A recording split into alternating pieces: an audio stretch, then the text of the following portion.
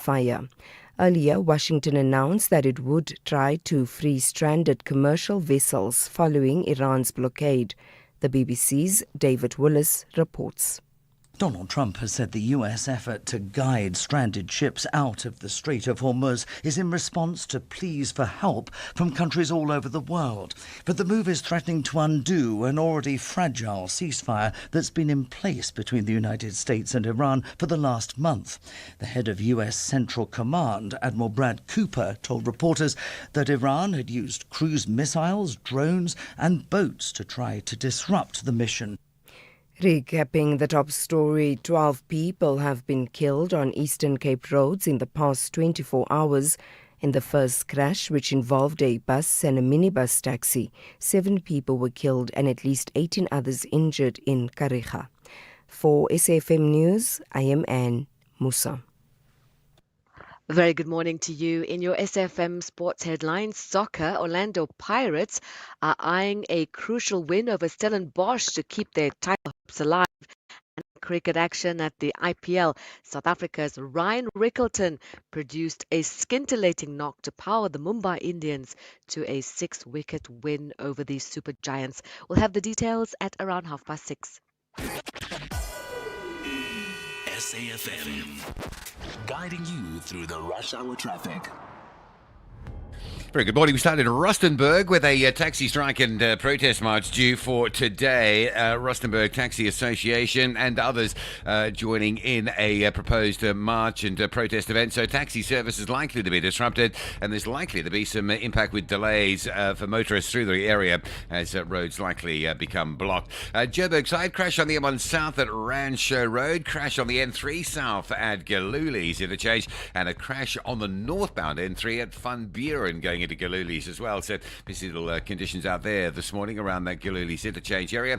Looking okay from Monsamtoti through to King Shaka if you're on your way for early morning flight connections. N2 moving nicely through Umgeda Road through Mshlanga as well. No major disruptions. And Cape Town, the R101 to Toys Kloof remains closed. That's due to a truck crash recovery. If you need to go Paarl, Worcester, you'll have to take N1, go through the tunnel, and the N2, a crash inbound to town at Hospital Bend. With your traffic updates, I'm Rob Byrne.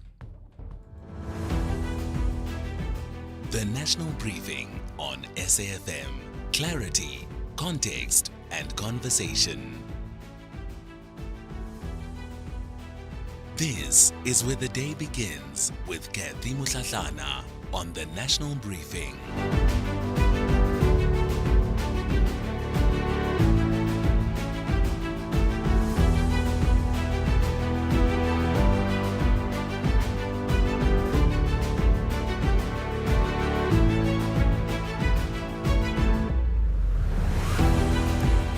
8:06. A very good morning to you. Welcome to the National Briefing. My name is Cathy Mohlahlana. I'll be with you until 9 o'clock as we get you ready to step into your day. We'll start it off here. The board of NSFAS, the institution that funds 1.2 million of our students, has been dissolved. The Higher Education Minister, Buti Manamela, has placed the scheme under administration. This will be the third time in 8 years, and the outgoing board is reportedly headed to court to fight the move. We'll unpack the story within this hour. In the second hour of the show, the staggering 800 million rand bill that the country foots every year for public servants who are sitting at home on full pay. Some were told for more than a decade. The chair of the Public Service Commission will join us. Plus, a British passenger lies in critical care in a Johannesburg hospital with the country's first laboratory-confirmed case of hantavirus. How worried should you be? Well, we'll be in conversation with Caprisa's Professor Salum Abdul Karim. He'll help us cut through the noise. Of course, Rob Byrne will have your morning's traffic. Zai Kai brings us the sport, and Ntaoleng Lichela is standing by with your market updates. As always, we'd love to hear from you as we unpack the show. The numbers to dial to get in touch with us this morning: the studio line 086 000 2032. That's 086 000 2032 on the WhatsApp voice note line. You can dial in or send your WhatsApp voice notes and text messages on 0614 104 107. That's 0614 104 107. This is the National Briefing. It's Tuesday, the 5th of May. And of course, we're excited to get your day started with you. This May, SAfm invites you to be exposed and engaged in a different conversation. Not the Africa you think you know, but the Africa that surrounds you. What does it mean to be African today? In our politics, in our economies, in our cross-border movements, in our rich cultures, in our evolving identities. Every day we traverse this continent. 54 countries, 54 unique stories, one shared future. From Lagos to Nairobi, Accra to Addis Ababa, and right here at home. Because South Africa is not separate from Africa, it is a vital part of it. SAfm Africa Month. Conversations, context, connection.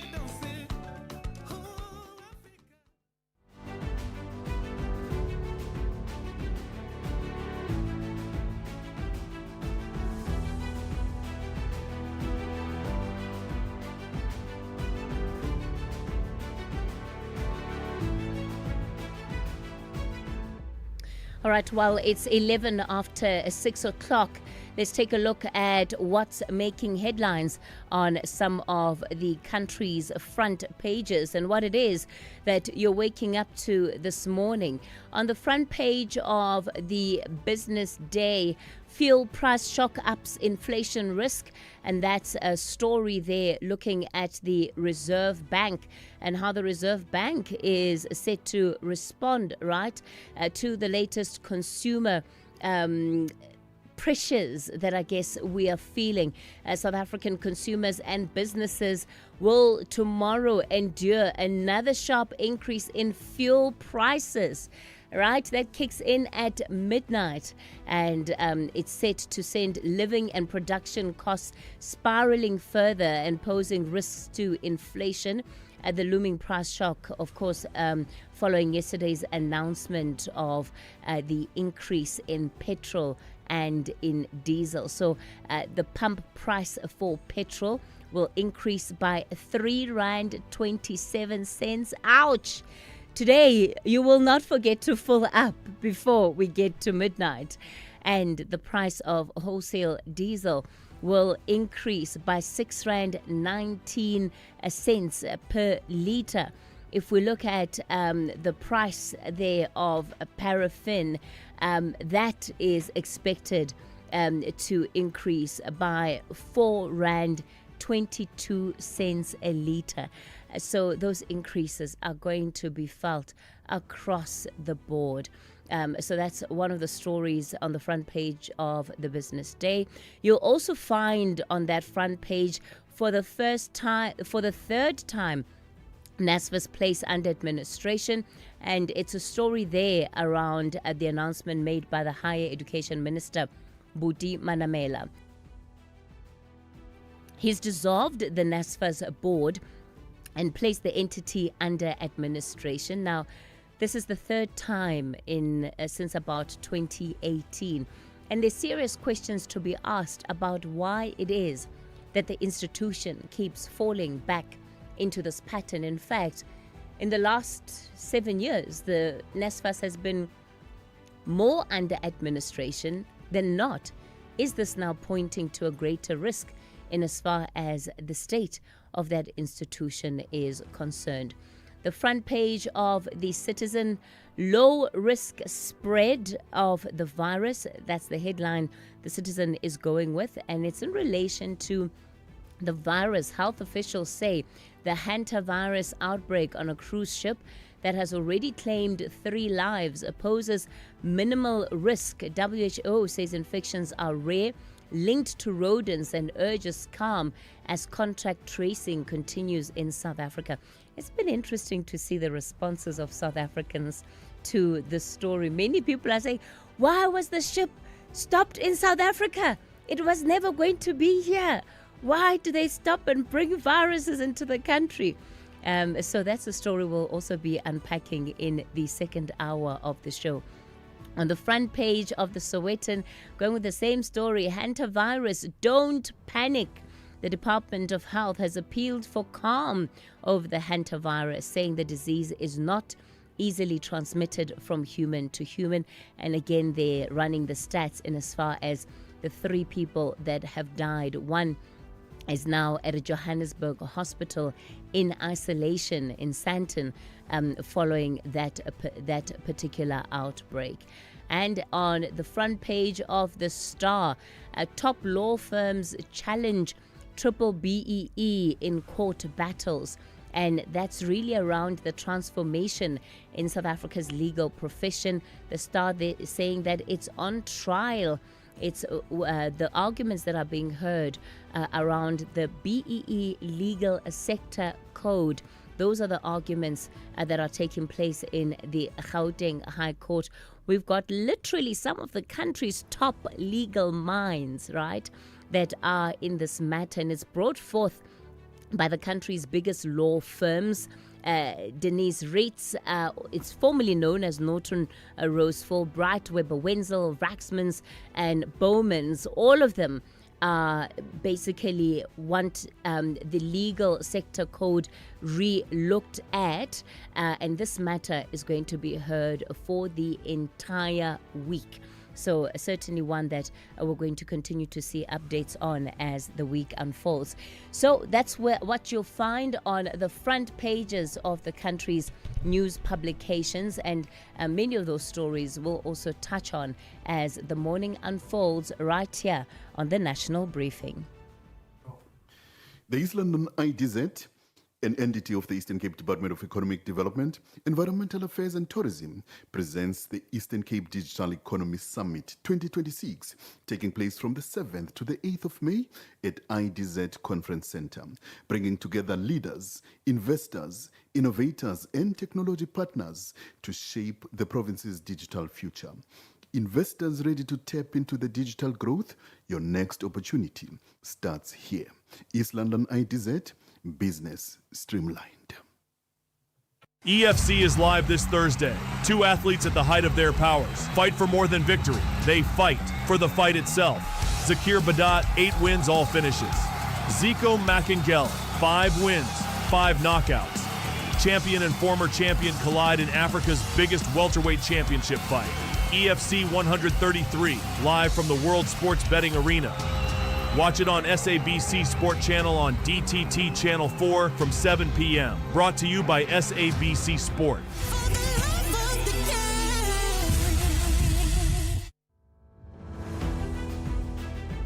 The National Briefing on SAFM. Weekday mornings from 6 to 9. All right, it's 18 after 6 o'clock. Let's get into your weather update. And I must warn that we've got quite a lot to get through weather-wise.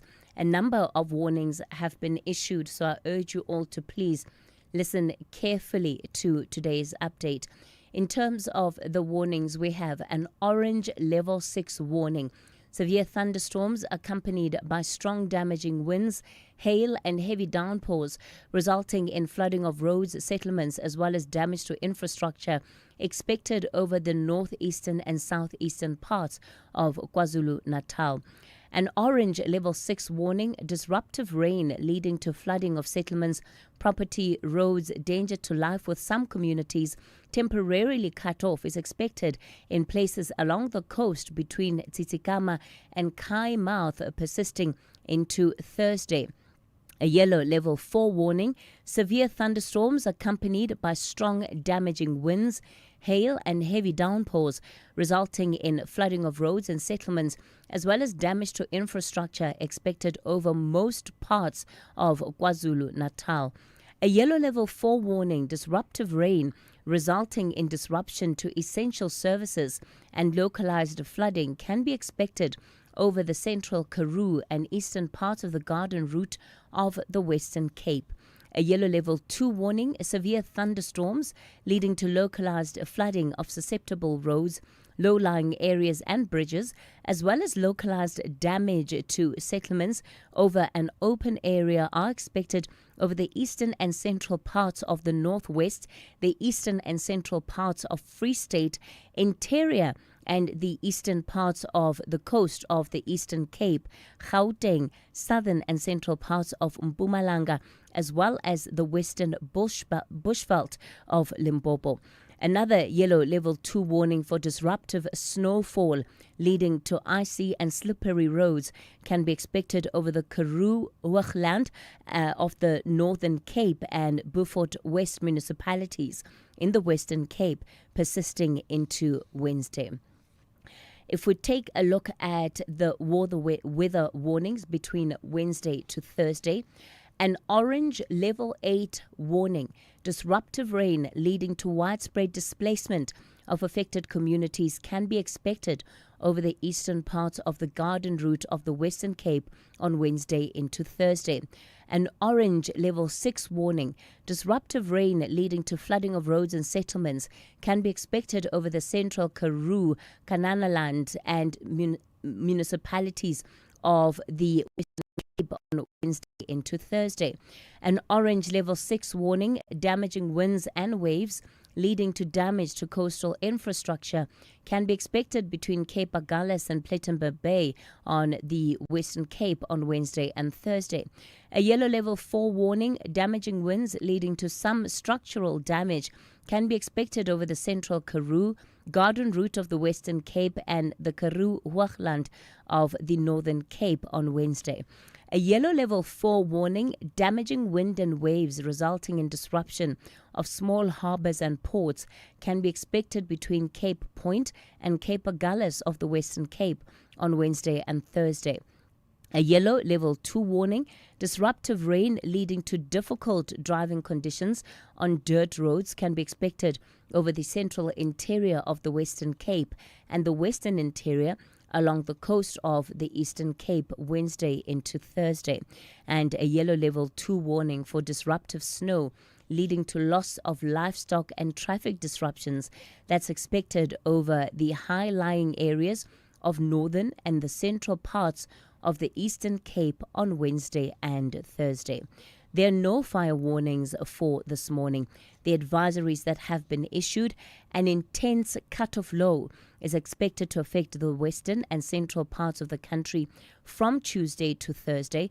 The public and all small stock farmers are advised that the combination of snow, gale force winds, heavy rain, flooding, very cold and very rough seas can be expected over the Eastern Cape, southern parts of the Northern Cape, as well as northeastern parts of the Western Cape. So we're in for quite tumultuous weather over the next couple of days. Taking a look then at the weather in Pretoria, cloudy with widespread showers and thunder showers, minimum 11, maximum 21. The expected UVB sunburn index is high. In Johannesburg, cloudy with widespread showers and thunder showers, minimum 11, maximum 18. In Vereeniging, cloudy with widespread showers and thunder showers, minimum 8, maximum 19. In Mbombela, cloudy with scattered showers and thunder showers, minimum 18, maximum 21. In Polokwane, cloudy with scattered showers and thunder showers, minimum 15, maximum 26. In Mahikeng, partly cloudy, becoming cloudy with widespread showers and thunder showers, minimum 16, maximum 20. In Vryburg, partly cloudy, becoming cloudy and widespread showers and thunder showers, minimum 15, maximum 20. In Bloemfontein, cloudy with widespread showers and thunder showers, minimum 11, maximum 20. In Kimberley, cloudy with scattered showers and thunder showers, minimum 12, maximum 17. In Uppington, partly cloudy, becoming cloudy with scattered showers and thunder showers, minimum 7, maximum 14. In Cape Town, cloudy with isolated showers and rain, wind moderate northerly to northwesterly in the morning, becoming moderate to fresh southerly to southeasterly, minimum 13, maximum 17. The expected UVB sunburn index is low. In George, cloudy with scattered showers and rain, wind moderate westerly to southwesterly, minimum 11, maximum 17. In Gqeberha, cloudy with widespread showers and thunder showers, Wind moderate southwesterly, becoming strong southeasterly in the afternoon, but easterly from late morning. Minimum 13, maximum 19. In East London, cloudy with widespread showers and thunder showers. Wind light and variable, becoming fresh to strong southeasterly in the afternoon. Minimum 15, maximum 18. In Durban, partly cloudy at first, otherwise cloudy with widespread showers and thunder showers. Wind moderate southerly to southwesterly, becoming easterly to southeasterly in the afternoon. Minimum 20, maximum 24. The expected UVB sunburn index is low. And at Richards Bay, partly cloudy, becoming cloudy in the afternoon with widespread showers and thunder showers. Wind moderate to fresh southerly to southwesterly, becoming southeasterly in the afternoon. Minimum 21, maximum 28. And in Pietermaritzburg, cloudy with widespread showers and thunder showers. Minimum 13, maximum 21. The Global Briefing on SAfm. All right, let's get then into the global briefing, see what we're able to squeeze in the time that we have left. Let me welcome Dr. Garth Bennyworth, who is a senior lecturer at Sol Plaatje University. Dr. Garth, good morning to you. Thank you so much for your time this morning. Firstly, let's start with the public hearings into the Bondi Beach attack of December last year. We saw day one of that testimony yesterday, and a sense of rising anti-Semitism and a community that says it still does not feel safe. Yes, indeed. Good morning to you and the listeners, and thank you for the opportunity. It's an interesting scenario in the sense that it's not isolated as such. Yes, there was this massacre at Bondi Beach in Australia. One sees also a rise in anti-Semitism in Europe and also particularly in the United Kingdom as well. So these things are not exactly isolated at all. One hasn't seen massacres in other countries as such as yet, perhaps, and hopefully not. But the Australians seem to have taken this very seriously, as they procedurally do. Whether in fact they actually achieve long-lasting sort of changes within their societal structure remains a different kettle of fish entirely. What's interesting to note is that they've actually given a deadline to the end of the inquiry as such, and they've given a date to that. So they obviously have very firm intentions of actually wrapping this matter up as fast as they possibly can. What comes out of it remains to be seen, and what comes out of other sort of anti-Semitism, I won't say initiatives, but actions that are going on in other Western countries in Europe, well, that also remains to be seen too. But obviously this all links into the situation in the Middle East. I guess that's really the test, right? Whether it's just a process to archive grievances or if anything meaningful comes out of it. Let's move on to Washington now, where the U.S. president has launched what he calls Project Freedom. He's pledging American naval cover to guide hundreds of stranded vessels through the Strait of Hormuz. Exactly. Again, there's a huge military difference between actually putting in what was done in the 1980s in the exact same piece of geography, where you have military or naval escorted convoys of oil tankers and ships and such. That is not a possibility now as such, because the straits themselves are very congested. There's very narrow waterways, and of course, weapons and munitions have changed substantially since then. So the way of sort of saying naval cover as such is really a case of saying, well, let's project power over a particular region, in this particular case, the Straits of Hormuz. And with that, by projecting naval power, is if in fact the Iranians or some other proxy attempt to attack oil or other shipping tankers as such, is to then actually militarily neutralize them. So one sees that in the broader context too with the American administration. I won't call it the Trump administration because Trump is really a unicorn on the figurehead of a political party.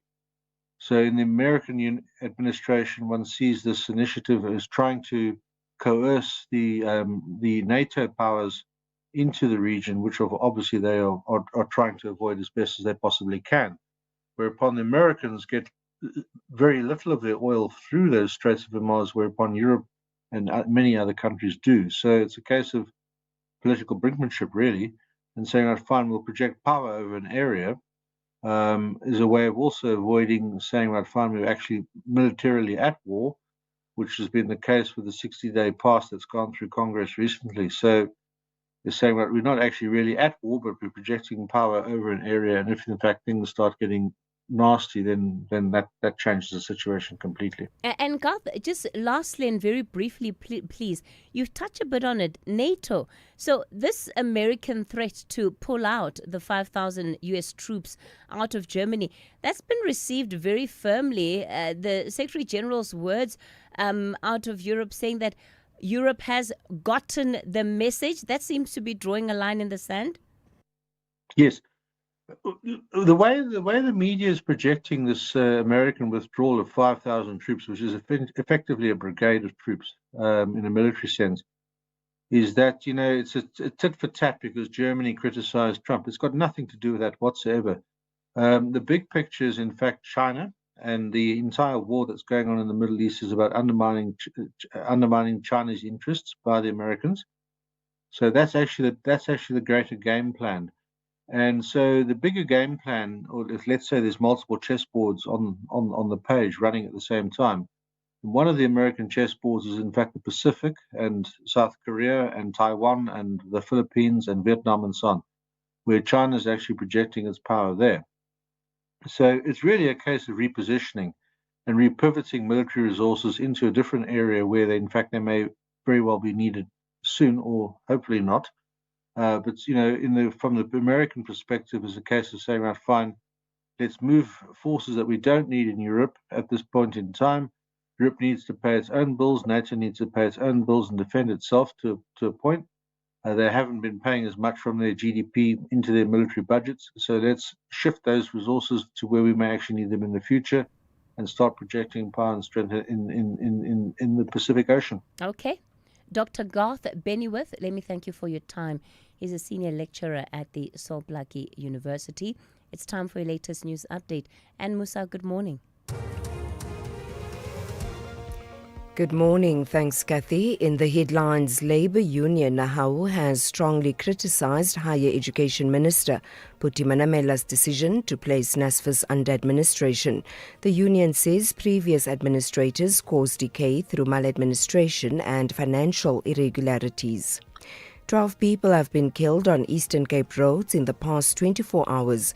In the first crash, which involved a bus and a minibus taxi, 7 people were killed and at least 18 others injured in Kariga. And the ANC says coalition politics has weakened its ability to address the delivery of basic services, such as water and sanitation in some municipalities. I'll have details on these and other stories at 7.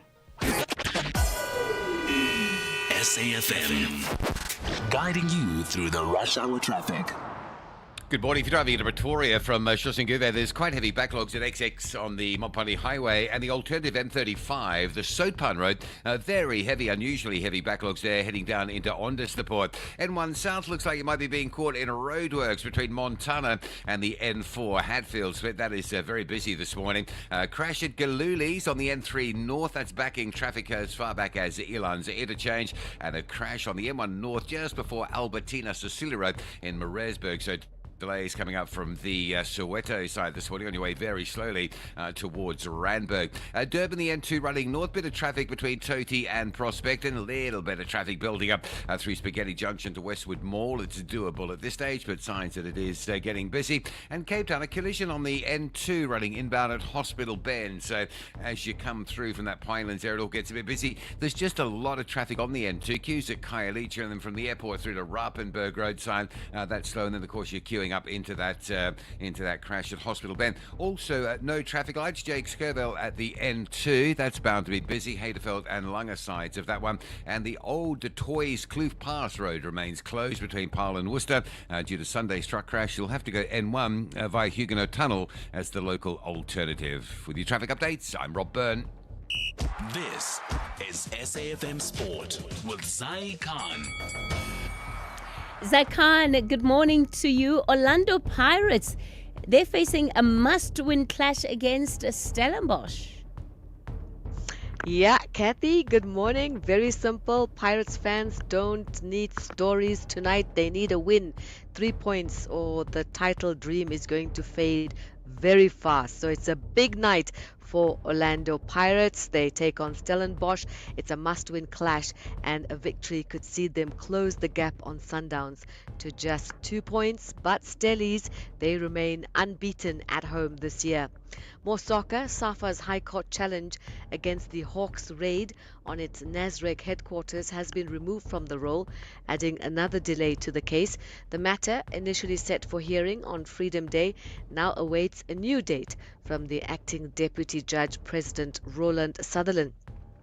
It's the second postponement after SAFA previously failed to appear, and the delay could strengthen the defense in the ongoing fraud and corruption case involving SAFA President Danny Jordan. Now, a separate application relating to delays is expected later this month.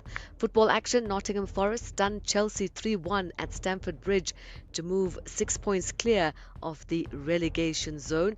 The result boosts Forest survival hopes and sends a strong warning ahead of the Europa League clash. Manchester City needed a 97th minute equaliser from Jeremy Doku to salvage a 3-3 draw against Everton. Despite the comeback, City now trail leaders Arsenal by 5 points, handing the Gunners a firm grip on the title. Onto rugby, and the Sanlam Cavaliers captain Thurlow Marsh admits there were frustrations in the camp after they went down 38-31, and that's to the Airling Pumas at Mbombela Stadium in round 8 of the 2026 SA Cup. Now, after taking a narrow 19-14 lead into break, Marsh praised his side's resilience. Obviously, with regards to the result of yesterday's game, I'm quite disappointed for how we've let it slip. I think we confronted them physically because we know that's their strength.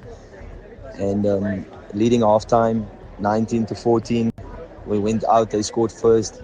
But big ups and compliments to my guys. They showed huge character to stay in the fight and to get a valuable 2 points out of this game. And finally, cricket. South Africa's Ryan Rickleton and Rohit Sharma lit up the Wankhede with an explosive knock to power the Mumbai Indians to a 6-wicket win over the Lucknow Super Giants. Rickleton blasted 83 of just 32 balls, while Rohit added 84 from 44 deliveries as Mumbai chased down 228 with 8 balls to spare. That's your sport on the National Briefing. Swing back for more at the top of the hour. I'm Zai Khan. The Market Brief with Ndauleng Lechela on SAFM. Good morning, Ndauleng. It doesn't stop with Trump and the tariffs. He's planning to increase tariffs on European cars. Good morning, Kathy. When you think you've forgotten about tariffs, they have a way of just coming back under the spotlight, this time around the United States, confirming it will move ahead with plans to raise auto tariffs on European imports to 25%, despite ongoing discussions with EU and German officials. Now, Washington maintains the decision as part of a broader negotiation strategy, but has reiterated that President Trump intends to proceed. The move would reverse a previous agreement that reduced tariffs to 15%, although the adjustment has not yet been formally implemented. The European Commission disputes Washington's interpretation of the deal and says it will take steps to defend its interests if necessary. Now, the announcement lands amid broader geopolitical strain, including renewed tensions involving Iran, and has quickly fed into markets. Shares of major German automakers, including VW, BMW, and Mercedes-Benz, all closed lower on concerns of rising trade friction.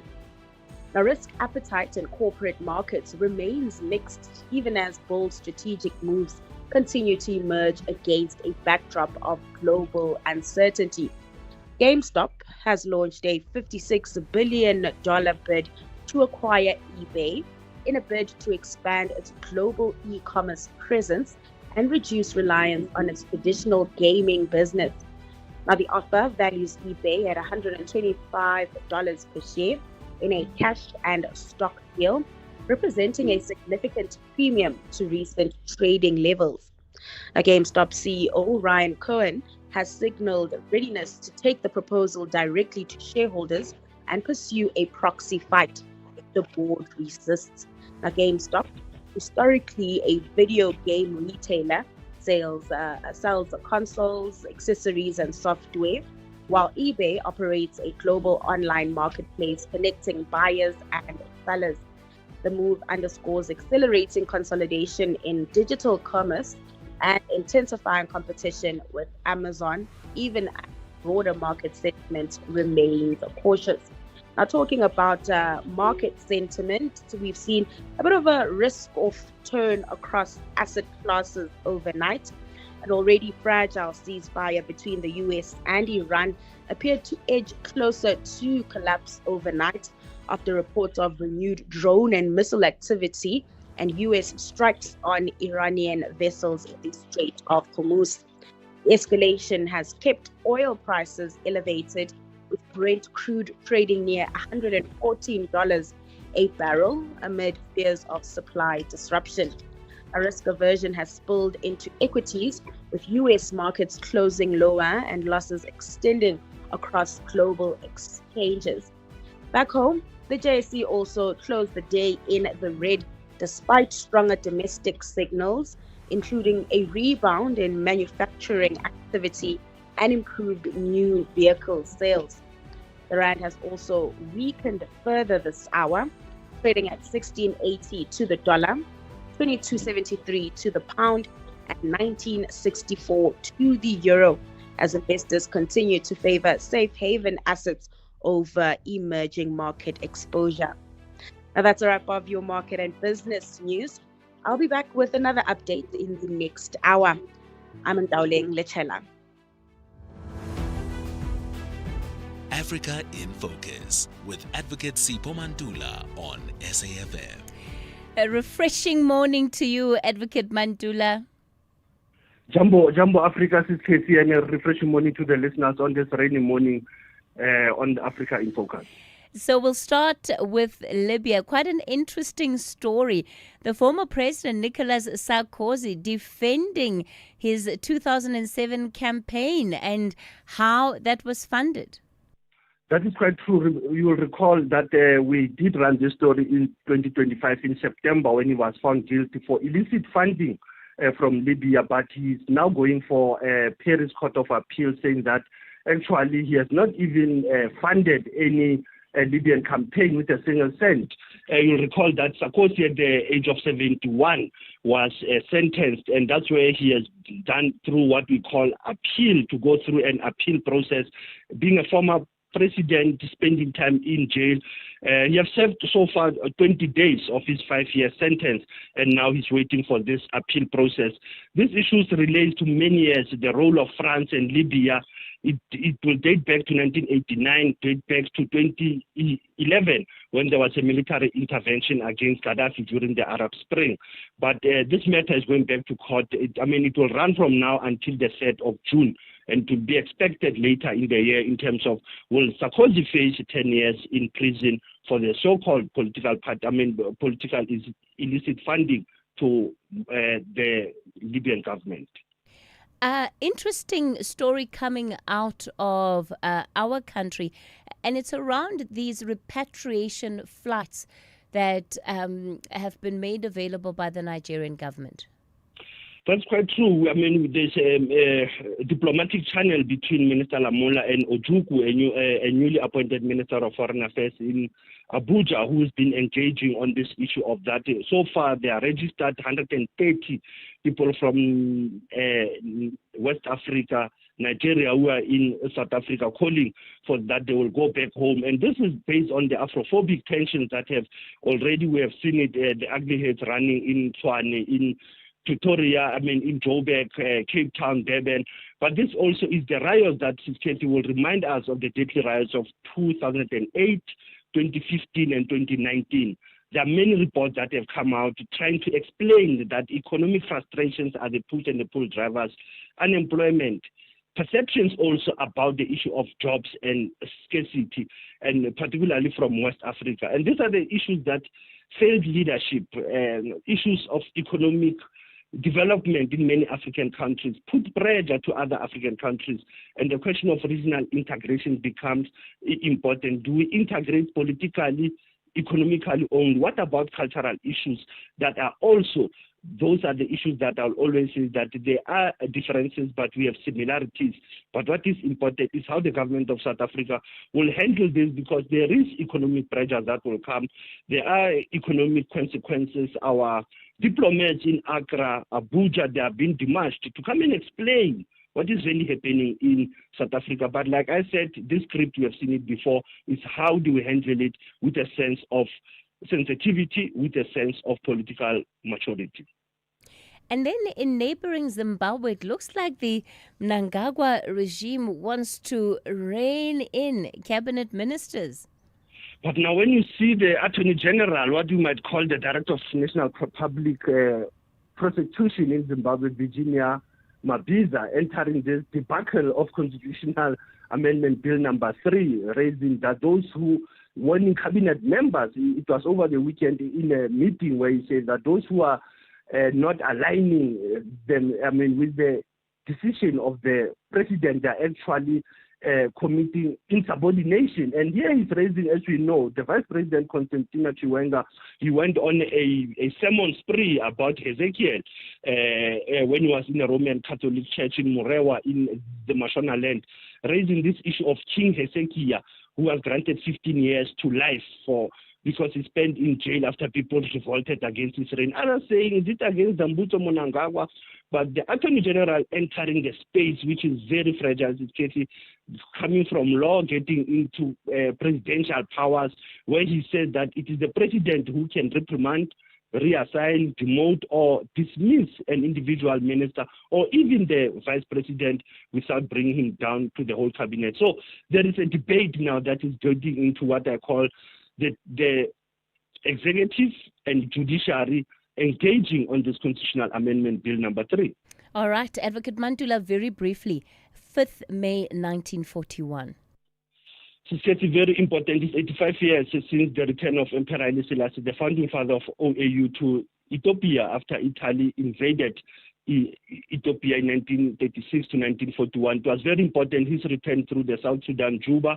Modernization, industrialization of Ethiopia began with his return. Asante sana, Cathy, as leading the conversation, SAfm observing the Africa Month. EFC is live this Thursday. 2 athletes at the height of their powers fight for more than victory. They fight for the fight itself. Zakir Badat, 8 wins, all finishes. Zico Makengele, 5 wins, 5 knockouts. Champion and former champion collide in Africa's biggest welterweight championship fight. EFC 133, live from the World Sports Betting Arena. Watch it on SABC Sport Channel on DTT Channel 4 from 7 p.m. Brought to you by SABC Sport.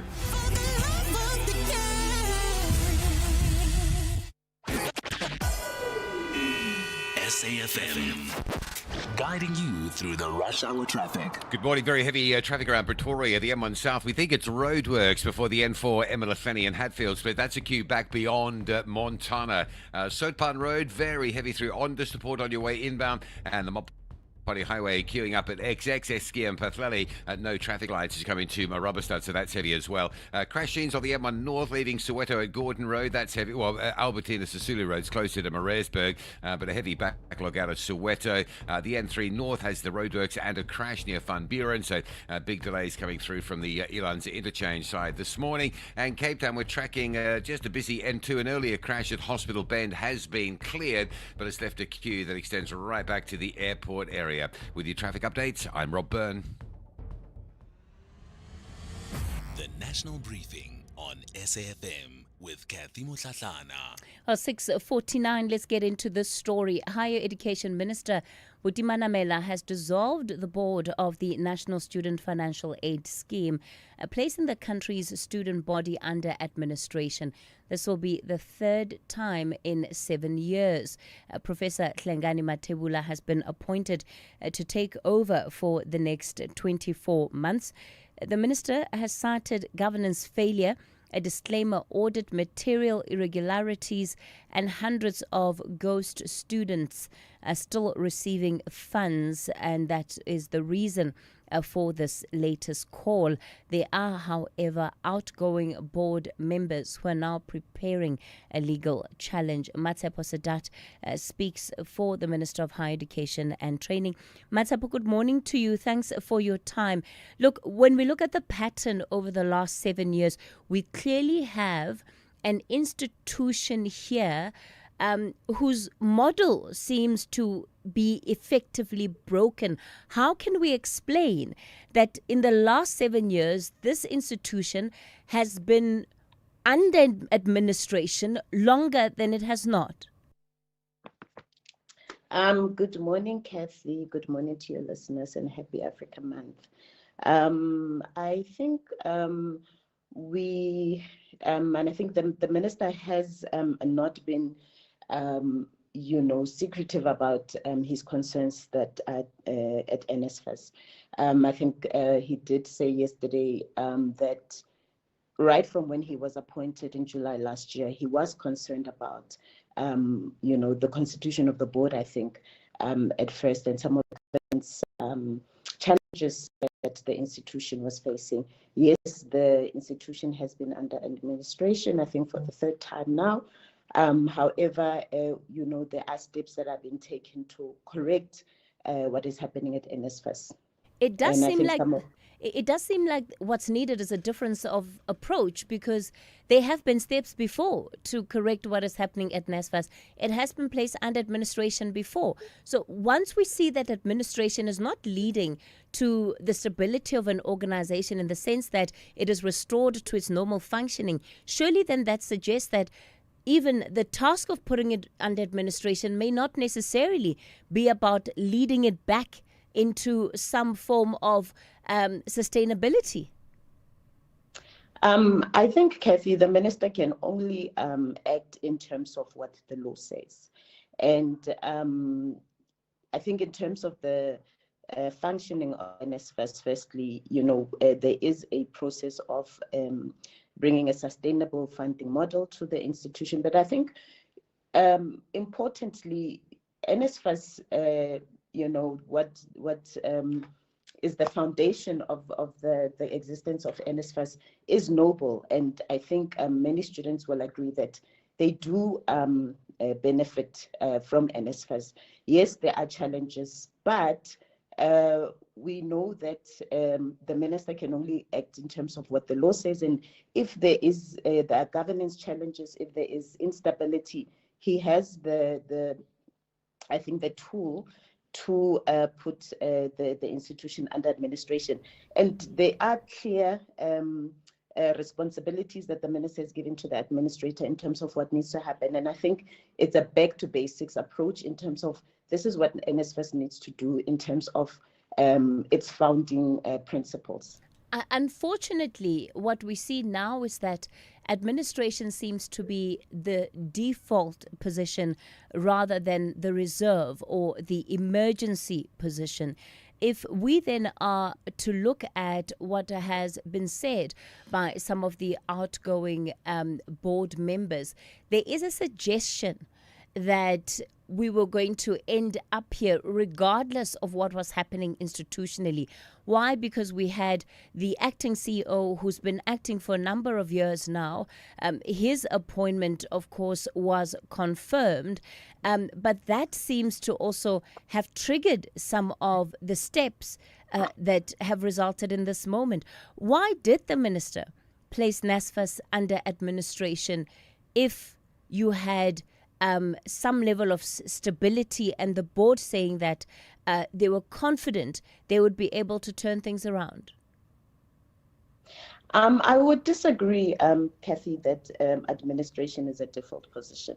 I think it is what the Act does allow the minister to be able to do once he has gone through all the processes that I think he's gone through to try and stabilize governance at NSFAS. And I think months later, there has not been any improvements. I think the minister has communicated very clearly and very consistently in terms of his concerns at NSFAS. So it is not a default position, I would say, putting NSFAS under administration. You would remember that when the chairperson of the board, former chairperson of the board, Dr. Karen Stander, resigned last year, the minister did file a self-review process in court where he was looking at, or was asking the court to look at the constitution of the board of NSFAS. So this has been months work that has been taking place for months for minister to try and stabilize the institution.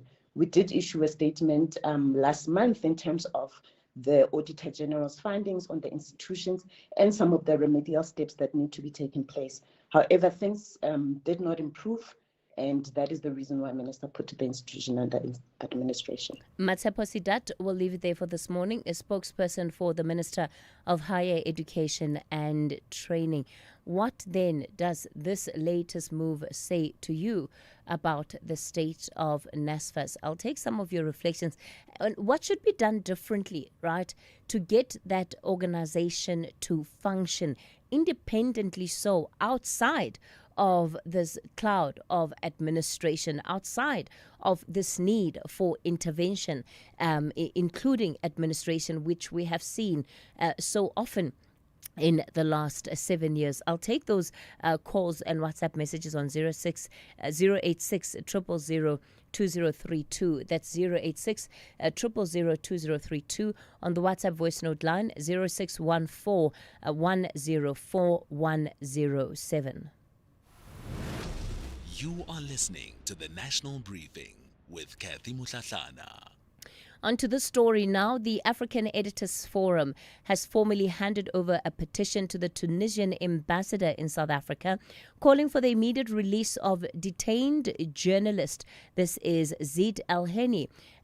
El-Heni remains in detention in Tunis on hunger strike, charged over a single social media post. His case is now becoming a continental test of how African institutions respond when press freedom is challenged within the region. Also unfolding this week in Lusaka is the UNESCO meetings debating the future of journalism. Churchill Otieno is president of the African Editors Forum. He joins us this morning. Churchill, good morning to you. Thanks for your time. So what exactly are you asking in the letter that you've sent via the Tunisian ambassador? Thank you, and good morning from Lusaka. Good morning, Africa. Zaid did express his opinion on a Facebook post. We know that freedom of expression is the most important of any rights that humanity has. We hold very, very strongly that no one, least of all a prominent as a journalist as Zaid is in Tunisia, should be punished for holding opinion. I think it speaks to the challenges that many journalists in Africa have to confront today. We see it in Sudan, we see it in Mozambique, we see it everywhere we look in Africa. We even saw it in Zambia when the authorities here chose to cancel a convening of rights professionals and activists from across the world that were going to hold conversations here. And I call on Africa, I call on every well-meaning individual to reject this and reject it loudly. Because without the ability to hold opinion, without the ability to express ourselves, we stop being people. And that cannot be true of Africa. And Churchill, what moved this particular case, right, from just concern to the direct intervention that we are seeing from Taif petitioning the Tunisian president via and through different embassies? The president ultimately is the duty bearer when it comes to these matters. Every so often, we see cases that initially appear simple and are almost passing clouds, quickly turn into persecution of journalists. In too many of our countries, we have journalists currently in prison. And it starts as simply as we've seen with the case of Zaid. But before we know it, we find colleagues being sent into dungeons. As we speak today, Zaid is awaiting sentencing. And unless we mobilize as Africa, as well-meaning journalists, and every other African citizen in a matter of a few days, unless action is taken, we'll be losing a comrade into prison. Churchill Otieno, president of the African Editors Forum, there talking then about the call for solidarity in this moment as the journalist in Tunisia, Zaid Al-Hedi, is arrested by police. And Al-Heni rather is arrested. Can you imagine that, right? Just posting on social media, posting something that the government doesn't like and ending up in jail. What about freedom of expression? What about freedom of speech? And it's easy to look and think, yeah, it's not happening to me. It's happening in Tunisia. But an injury to one surely should be an injury to all. It's 7 o'clock and Musa is standing by. Outsurance is in the business of saving you money on your car insurance premium. If they can't, ask for 500 Rand. SMS out to 30754. That's out to 30754.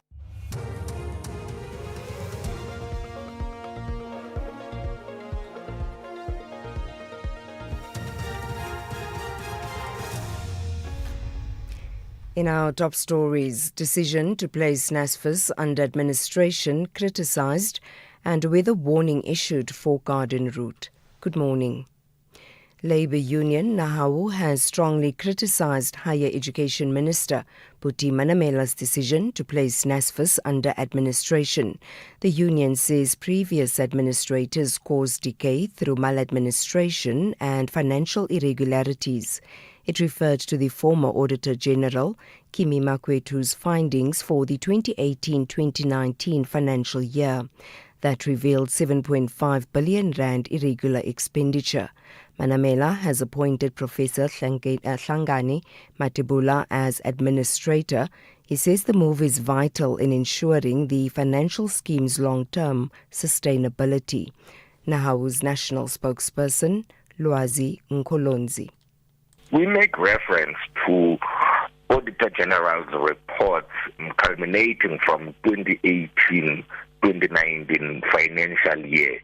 When you look at those auditor reports from 2018-2019, that's when NSFAS was under administration up until the current moment. And currently, there is actually investigation by the SIU pertaining those billions that were wasted and found to have been an irregular expenditure by the institution under administrators. 12 people have been killed on Eastern Cape roads in the past 24 hours in the first crash, which involved a bus and a minibus taxi. 7 people were killed and at least 18 others injured in Kariga. In the second one, 5 people were killed and 3 others injured when the vehicle they were travelling in overturned on the N10 near Middelburg. The driver was among the deceased. Transport spokesperson Unati Bingoshe. We are deeply concerned by the loss of 5 more lives, this time on the N10 near Nquba, bringing the province's road fatalities to 12. And the preliminary indications of an overload are particularly worrying. We are calling on all motorists to prioritize safety, adhere to capacity limits, and avoid reckless behavior. Law enforcement visibility will be intensified as we work towards preventing further loss of lives on our roads. The ANC says coalition politics has weakened its ability to address the delivery of basic services such as water and sanitation in some municipalities. The party's president, Cyril Ramaphosa, led the National Working Committee on a visit to the Nelson Mandela Bay Metropolitan Municipality in Gqeberha in the Eastern Cape yesterday. The aim of the visit was to assess the delivery of basic services. ANC Secretary General Fikile Mbalula.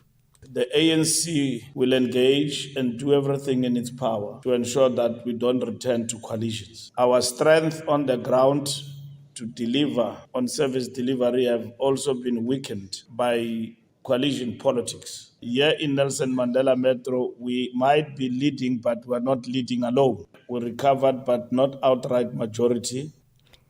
Disaster management in the Garden Route District Municipality in the Western Cape says all role players are on high alert. The South African Weather Service has issued a warning for heavy rains and gale force winds from today in the Central and Little Karoo and parts of the Garden Route. Disaster management head Gerard Otto says they will meet with education officials to consider closing schools for tomorrow. We expect 30 to 40, 50 millimeters of rain even in places. On Wednesday, the bulk of the rain that can exceed 100 to 200 millimeters even. We're also expecting winds gusts of 79 to 80 kilometers an hour.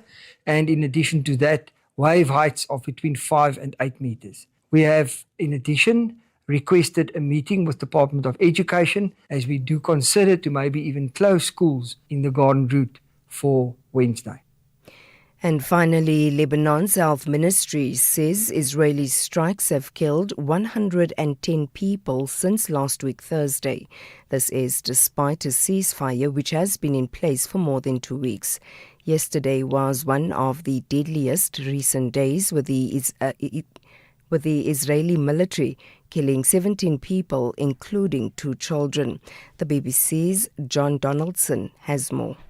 Really, there is no ceasefire in southern Lebanon. The fighting has reduced compared to what it was before when there was a full-scale war and the capital Beirut was being targeted. The Lebanese health ministry saying 100 people killed just in the last 4 days. There are still hundreds of Israeli troops occupying a large chunk of southern Lebanon, and they have been continuing their operations on a daily basis. Recapping the top story, Labour Union Nahawu has strongly criticised the Higher Education Minister, Puti Manamela's decision to place NSFAS under administration. For SAFM News, I am Anne Musa. OUTsurance will go out of their way to try and save you money on your car insurance. If they can't, ask for 500 Rand. SMS out to 30754. That's out to 30754. If your plumber was becoming too expensive, you'd switch, right? So why pay more for car insurance? Switching to OUTsurance saved 27-year-old Lynn a mind-blowing 638 Rand on her 2025 Haval Jolion. Get a quote now, and if OUTsurance can't save you money, ask for 500 Rand or 1,500 Rand. If you've been claim-free and with the same insurer for 3 years, do it now. SMS out to 30754. That's out to 30754. Licensed insurer and FSP. T's, C's and information online. It's a very good morning to you in your SAfm Sports Headline. There's a relegation battle heating up as Orbit College and Magesi FC face a survival showdown, and we'll bring you the latest from the Sharks, who are seeking solace in the final 2 games of the season. All the details at around 7:30. SAfm, guiding you through the rush hour traffic. Good morning. Multiple crashes around Joburg's highways this morning. One on the M1 North at Maritzburg. Very heavy backlogs coming out of Soweto, basically from Deep Cliff Interchange all the way up to Maritzburg. That is heavy into that scene. Collision on the N12 and R24 routes after they've merged at Galuli. So big delays in from Ekurhuleni on both of those highways. And a crash on the N3 North at near Van Buren. So very heavy coming up from Germiston on your way through towards Galuli's Interchange this morning. Roadworks coming out of Pretoria on the M1 South down by the N4 Ekurhuleni split. That's a massive queue all the way back through Montana and back up towards the N4 Bakwena Highway. That N1 South leaving Pretoria this morning, very heavy. Lights out at Marabastad, so Eski and Pathali on your way into the city centre is busy. And the mighty Mopani Highway queuing up at Block XX this morning. Pietermaritzburg to Durban checks fine. No major problems on that run through this morning. And Cape Town, the crash on the N2 inbound at Mowbray Main Road's being cleared, but it's left a backlog of traffic on the N2 as far back as the airport. The N1 inbound Paddlecliff Hill down to Coburg at a Chase looking heavy as well. With your traffic update, I'm Rob Byrne. The National Briefing on SAFM. Clarity, context, and conversation. This is where the day begins with Cathy Mohlahlana on the National Briefing.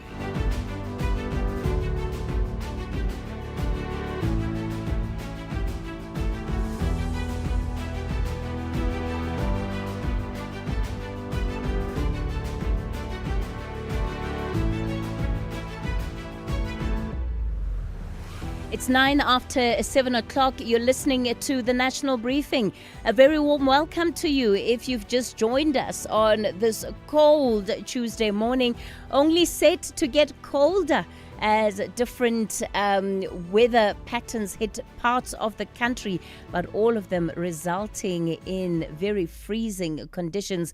What can you expect coming up on the show over this next hour? The kidnapping of a spaza shop owner has reignited a long-simmering tension inside South Africa's township economy. For years, there have been warnings about weak regulation, criminal networks exploiting informal trade, and communities who are feeling edged out of their own local economies. We'll get into the heart of what this latest incident exposes about not just crime, but also where economic survival is increasingly contested. And then nearly 800 million rand a year is spent on suspended public servants, some for years on end with no resolution. These are not just isolated cases, but they often are drawn out disciplinary processes that lead to institutional paralysis. We'll unpack that with the chair of the Public Service Commission. And then a confirmed hantavirus case in South Africa. It's linked to a global incident on a cruise ship. It's triggered concern across the country. Authorities are urging calm, but it comes at a time when trust in health messaging is fragile, but also misinformation moves faster than fact. Professor Abdul Salim Karim will join us in this hour to help us cut through the noise. And as always, we'd love to hear from you. 086 000 2032 is the number to dial.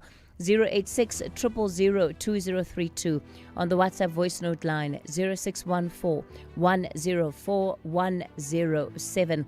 It's the National Briefing. If you're active on social media and love SAFM, we hope you'll take a moment to like or follow our SAFM page on Facebook and Twitter. These are the best places to find all the guest information, conversations, and stories you love from your favorite presenters, along with regular updates from SABC News. And don't forget, you can send your questions to feedback@safm.co.za.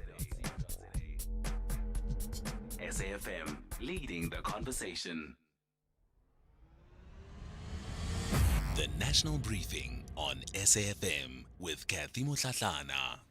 12 after 7 o'clock, we're going to continue with the story around the kidnapping of a Vosloorus spaza shop owner, Mazwi Kubeka. Yesterday, of course, we heard from various stakeholders linked to this particular matter. The warning there, though, is around growing tensions and growing perceptions of local business owners that are being squeezed out of operations, allegedly by foreign-owned operators who want to buy their businesses. Well, to speak to us more about this issue is the president of the Progressive Forces of South Africa, Mteto Ngcukaitobi. Mteto, good morning to you. Thank you for your time. So following up the conversation we had yesterday, we received quite a number of messages from different parts of the country, people expressing concerns about a pattern that they say has been emerging, maybe just based on what you have experienced as the Progressive Forces of South Africa? Good morning, Kathy, and good morning to your listeners. Once again, thank you for this opportunity. Well, as we said, there was a previous scenario that happened. It was last year of a gentleman in Orange Farm called Xolani Mayekiso. The very same modus operandi of being pushed back, starting from the mafias themselves wanting to collect, and when you are not conforming to the collection, they start to threaten. By threatening, so now here comes these nationals, illegal nationals would come and say they would want to buy you out, of which when you are not agreeing now, something will definitely happen. With the situation of Xolani Mayegi, so his shop was burnt down to ashes.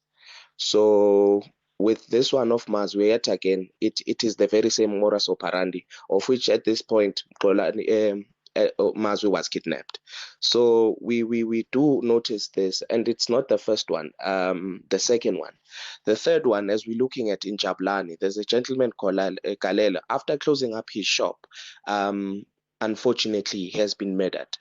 And he was getting the very same situations of being asked by so-called protection fee mafias.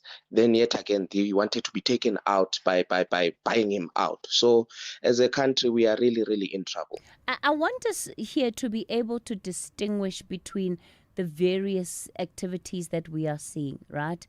The protection fee that local businesses are often forced to pay.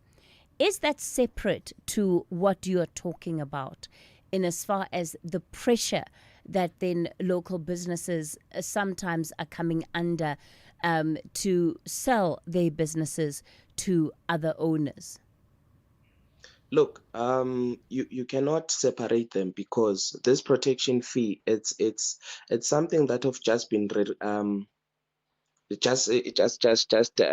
joined in by now. And usually this protection fee, it is to protect most people from outside the country who are foreign nationals that are running the local economy. So now here you are as a South African, you would look at the brother in you to say, why must I go and collect? Because I'm trying to give also opportunities to others that are here in the country.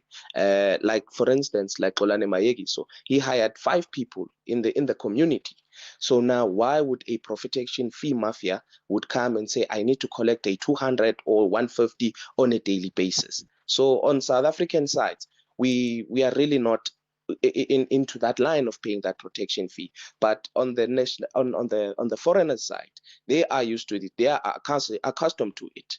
The situation again in Mazwi's instance, on that very same day, on the day of the protest, the community had agreed to say that we want all the foreign spaza shops to be closed and all these people must live in peace. There were certain groups that went to these shops. They were pushing out evictions. Law and order was there. They were pushing for these evictions. Hardly within 10, 15 minutes, there were people who made as if like they were concerned, only to find out now they are coming to protect these foreign nationals. And in this sense, we were surprised. It's our very own same brothers that were part of this. So just to understand, Mteto, from your view and how you know things to be running in communities, who is behind the collection of protection fees? Well, I cannot say I'll pinpoint and say, but when you look at this, they cover themselves as security companies. You'd find a person who say they are coming from Borsvark, it's an example, Borsvark Securities, and you would ask, understand, and try and let me look it up. This security, it doesn't even exist. But are these South African-run companies? It's South African people that are protecting them. They facade themselves as security companies. And then they demand fees from the foreign-owned spaza shop owner, effectively, or the person operating the spaza shop. So the difference here is that you now have these security companies wanting that protection fee from South Africans as well. That is correct. And now when you are a South African, you cannot conform to that, because you are looking at a brother to say, I am running business. I am also giving opportunity to some people at this current juncture. So how does then the refusal of paying the protection fee lead to foreign nationals then coming in and putting pressure on people to give up their businesses? Now, if you are not conforming to the fee, they would come and push this and say, we will try and bring others that would abide by the law of their own rules. So obviously, by bringing back or putting those foreign nationals, it is easier for them to say, once you have taken this person out, these ones could conform to the payment. But then that means that it's South Africans that are behind it. I am saying that South Africans are part and parcel of this. Okay. That's where I'm at. I am saying South Africans are part and parcel of this, but mostly of this, South African business owners, it's a newly form of this protection fee. Okay. Mteto, I think you've given us enough for this morning. Thank you for coming on to the show. Mteto Ngugai Toby, President of the Progressive Forces of South Africa. This is certainly a story that we're going to need to do more of. So then this is the next leg of what is happening with the request for protection fees. It's a phenomenon that has been growing in our townships and informal areas for a very long time. But now, this idea that if you don't pay the protection fee, you'll be pushed out of your business and they'll bring in somebody else who is willing to abide by the rules. That then is the angle that perhaps is different in this instance. What are you seeing in your communities? I'd really love to hear from you on this issue and to give us a perspective of what is actually happening on the ground. I'll take those WhatsApp voice notes and text messages on 0614 104 107. Well, let's move on then to this story. South Africa is losing a staggering 800 million rand every year. It's not to new projects or service delivery, but to suspended public servants who are sitting at home on full pay. In some instances, the cases drag on for over a decade. Dr. Fikeni is the chair of the Public Service Commission. He joins us now. Dr. Fikeni, good morning to you. Thanks for your time this morning. So what are the worst case scenarios? I saw in some instances you have an official that's been on suspension for 10 years. It's unbelievable. Well, it's one of those things that will shock you when you go to the public sector from the outside. And what will even shock you is that those around you who have been in the sector for a long time, some of them seem to be unfazed by this. When I arrived at the Public Service Commission, I was told there is a person who had been on suspension with full pay for 12 years. And that is just unconscionable. And I went on to seek cases where they said 8 years here, and another one was placed on special leave. I think it had gone on for 7 years. Some 5 years here, 3 years. And yet the public sector regulation, public service regulation issued by the Department of Public Service and Administration says you can only suspend a person if you think it's going to disturb the collection of evidence for the purpose of a disciplinary, or you think could be posing some threat within the organization. Number two, it can only be done for 60 days. Anything beyond that, it should be the chair of a disciplinary who simply asks for the extension within a reasonable time. But what we had seen is just the abuse of the system or the incapacity of the system, because in some instances, such persons being removed, sidelined, because either there's corrupt activities or they want to do things without that person, or in some instances, such as the schools, person who had committed sexual offenses against the learners. The department failed to be more creative in saying, we're going to remove you from there, you can come and work in the offices elsewhere, or you can do the following things. whilst the case is going on or investigation is going on, but those tend to go on for some time. What do you think is needed to change this situation, Prof. Fikeni, very briefly? One is to have an integrated digital information on which department, which institution has this particular problem, and this be flagged in the annual reports, and this be part of the performance management or even consequence management, where you say, we don't know what this person is doing, there is no process following this person. But also our case flow load in terms of investigations and cases ought to be faster for those cases which are beyond the public service to deal with, which have been taken to courts and so forth. Like I said, cases of sexual violation of learners, you can't take a teacher back to the same school. But when you look at the majority of cases, though, it's just poor management by the HR or those who are responsible for the department. Professor Somadoda Fikeni, let me thank you for your time, the chair of the Public Service Commission. 674 officials. That's how many people have been suspended, costing you and I over 800 million rand annually. The East London IDZ, an entity of the Eastern Cape Department of Economic Development, Environmental Affairs and Tourism, presents the Eastern Cape Digital Economy Summit 2026, taking place from the 7th to the 8th of May at IDZ Conference Center, bringing together leaders, investors, innovators, and technology partners to shape the province's digital future. Investors ready to tap into the digital growth? Your next opportunity starts here. East London IDZ, business streamlined. If your bank was becoming too expensive, you'd switch, right? So why pay more for car insurance? Switching to Outsurance saved 32-year-old Parushka a whopping 729 Rand on her 2020 Haval H2. Get a quote now, and if Outsurance can't save you money, ask for 500 Rand or 1,500 Rand if you've been claim-free and with the same insurer for 3 years.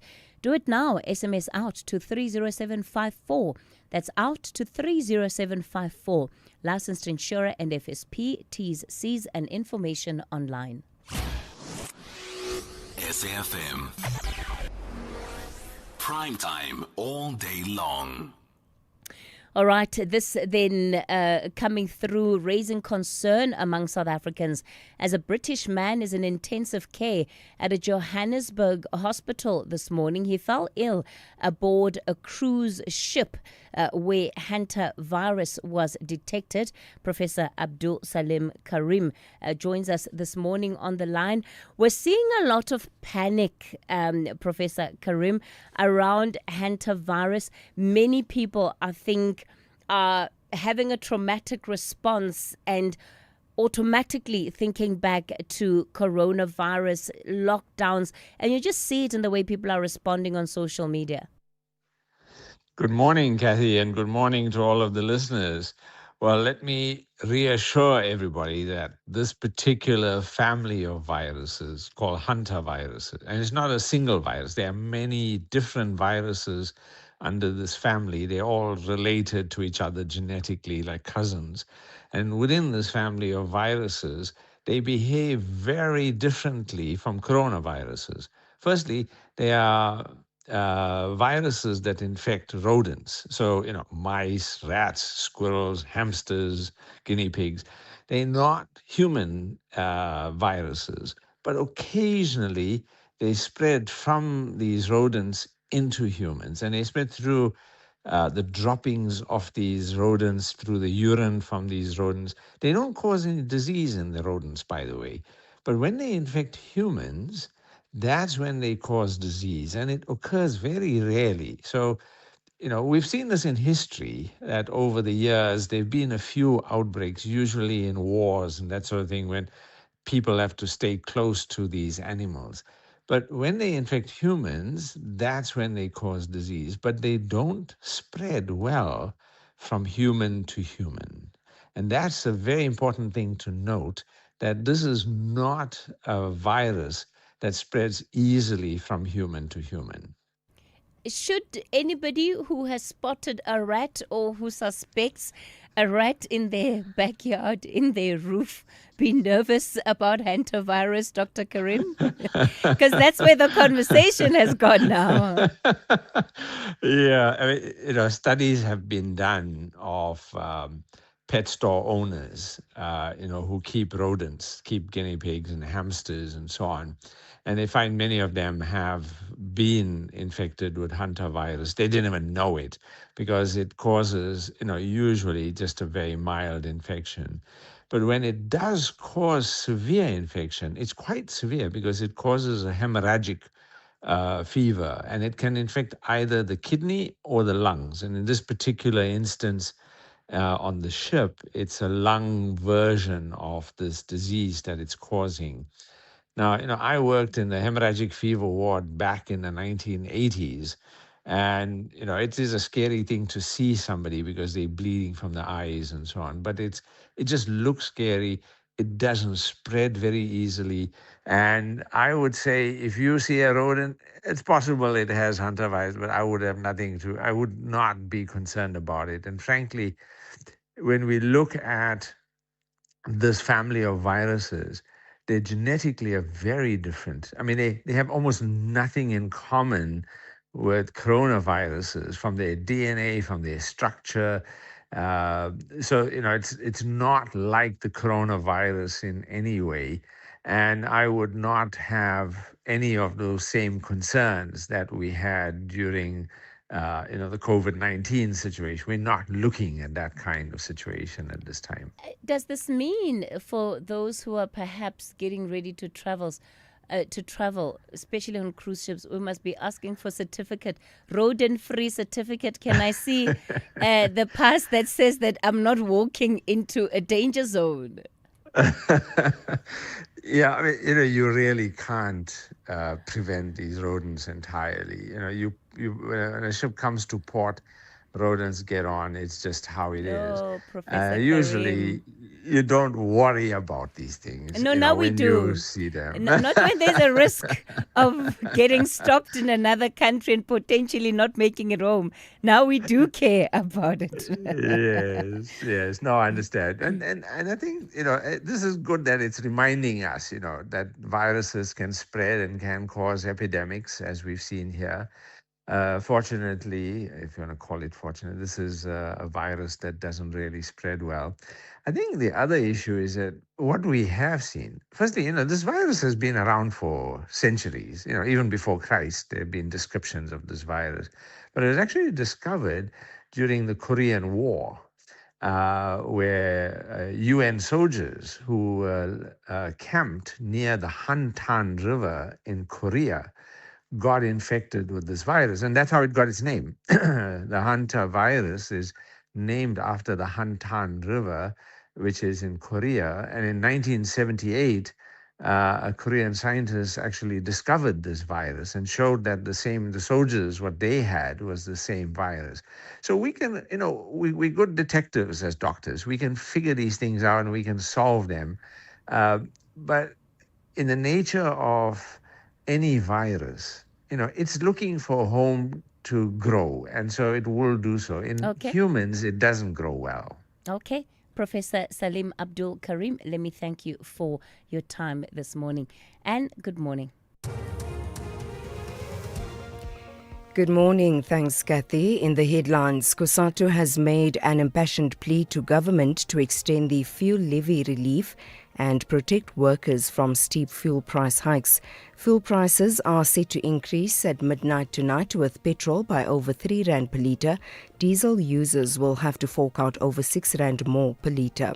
Higher Education Minister Buti Manamela's decision to place NSFAS under administration has drawn strong criticism from some student bodies, opposition parties, labour unions and civil society organisations. And more than 20 people have been killed in an explosion at a fireworks factory in Hunan province in central China. I'll have details on these and other stories at 8. SAFM, guiding you through the rush hour traffic. It's been a heavy run on Pretoria's N1 South due to some overnight roadworks that overran into this morning, just down by the N4 Emilitheni and Hatfield split. It looks like they may just be being lifted. That traffic heavy from Montana, but it is sort of showing a sign of easing up. Also, Eski and Pathlali, no lights at Marabastad, so big queues as you turn off the Mopori Highway onto Eski and Pathlali into the city centre area. Joburg crash leaving Soweto on the M1 at Maresburg. That's heavy from Diepkloof. Crash taking forever to clear up before Galuli's on the N3, so still very heavy coming up from the Germiston area this morning. Motorists moving between Durban and Umhlanga, stuck on the M4 both ways into Virginia Airport. The M19 from Reservoir Hills heading out towards Claremont, New Germany. Quite heavy towards Dunkeld Road. We'll keep an eye on that. And a crash going up into Pietermaritzburg, the N3 North by New England Road, causing some delays. Just a single lane open passing that one. Cape Town, another crash this morning on the N2 inbound at Hospital Bend, so that traffic stays heavy from as far back as Roberts Bookway, and no traffic lights on Hill Basson at Rothschild Boulevard, so extra delays on that often busy route this morning. With your traffic update, I'm Rob Byrne. This is SAFM Sport with Zai Khan. Good morning again, Zai Khan. We're seeing a relegation battle that's heating up as Orbit College and Magesi FC face off. Yeah, Cathy. This one, is not about 3 points. It's about the survival points, and it's going to be less game of the week and more fight of the night when these two teams get together. And you can see it's going to be not pretty football. Bottom of the Betway Premiership. It's a fight for survival as Orbit College hosts Magesi FC. It's a crucial relegation 6-pointer at Seshego Stadium. Just 1 point separates the two sides, with Orbit rooted to the bottom on 20 and Magesi slightly better off on 21. Orbit are still searching for consistency, while Magesi have been plagued by too many draws.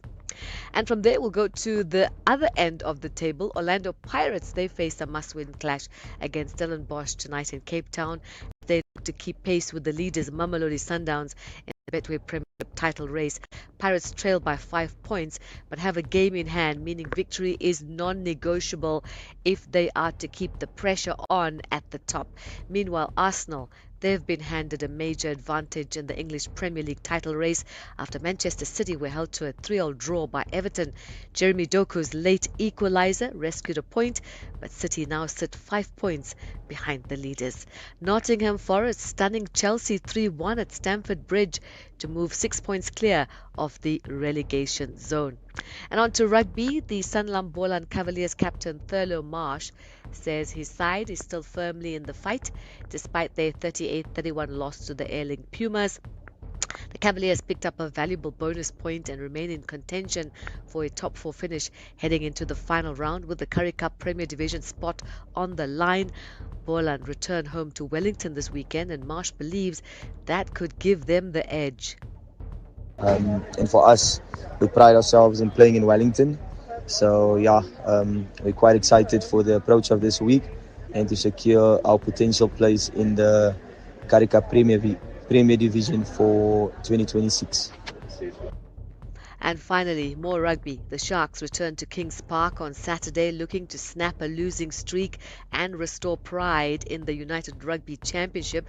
But they face a dangerous Benetton side, fresh from a statement win over Leinster and chasing a late season surge. Just 3 points separate the two teams on the table, with the Sharks currently 10th. That's your sport on the National Briefing. We'll tackle more at the top of the hour. I'm Zai Khan. The Market Brief with Ndauleng Lechela on SAFM. Ndauleng, good morning to you. This one is around the competition watchdog. They're moving to prosecute MultiChoice and Altec over some of the recent TV deals. So MultiChoice and Altec, Cathy, are in hot water with the Competition Commission. Now, regulators allege the two firms entered into an anti-competitive agreement in 2014, under which Altec reportedly agreed not to compete in the pay TV market. In return, it continued supplying decoders to MultiChoice. Now, the Commission argues this arrangement amounts to market division, a serious breach of Section 4 of the Competition Act, as it effectively limits competition by excluding a potential rival from the market. Now, the matter has been escalated to the Competition Tribunal, which has the authority to impose penalties of up to 10% of annual turnover if the companies are found guilty. Now, the timing is particularly sensitive as any adverse ruling or financial penalty could complicate Canal Plus's broader restructuring plans for MultiChoice, adding legal, operational, and financial uncertainty at a critical strategic moment for the group. Moving over to equity markets, another small cap name is choosing to leave the local bourse. After almost 2 decades, insurer Clientele is moving to delist from the JSE, offering minority shareholders a roughly 25% premium in a transaction that values the business at around 9 billion rands. Now, the move underscores mounting pressure on small and mid-cap stocks where persistently low liquidity and subdued investor interest have weakened the advantages of remaining listed. For companies like Clientele, the burden of maintaining a listing, ranging from compliance and reporting to governance requirements, has increasingly outweighed the benefits of capital access and market visibility. At the same time, thin trading volumes mean share prices often fail to reflect underlying fundamentals, prompting private buyers to step in with takeover offers at premiums. Now, the development reflects a broader trend of exits from the JSE, raising questions about its ability to retain mid-sized corporates in a constrained domestic investment environment. That's against this backdrop that markets are expected to open on a softer footing. Another negative session is anticipated on the JSE as investors digest escalating developments linked to the Iran conflict.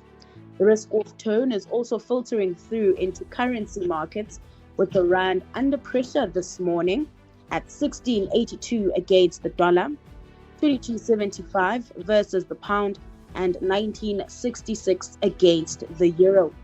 Global sentiment remains fragile, with volatility evident across asset classes. US futures are broadly flat this hour. Asian equities are trading mixed, and oil remains elevated at close to $114 a barrel, keeping inflation and energy supply concerns firmly in focus. Now, that's where I leave things with you today. Catch you back bright and early tomorrow morning with the latest in market and business news. I'm Ntaoleng Lechela for the National Briefing. You are listening to The Full Circle, a space where generations come together in conversation that seek to spark curiosity, inspire innovation, and feed the curious mind. For arts, culture, and robust conversations, join me every weekday between 1 and 3 p.m. on The Full Circle with Bridget Masinga as we explore the stories, lessons, and conversations that guide us back to self. Reality Check on the National Briefing. All right, it's 7:42. You're listening to the National Briefing. I will be taking your calls shortly. I also see the messages that you've been sending through, particularly in response to this trend around protection fees and what happens if you refuse to pay that protection fee. I will play you some of the voice notes that we've received on 0614 104 107. So let's get into our reality check segment, a moment for us to pause, to reflect, and to think seriously about the state of South Africa. Not just what is happening, but why it's happening, what it's costing us, and what must be done to change it.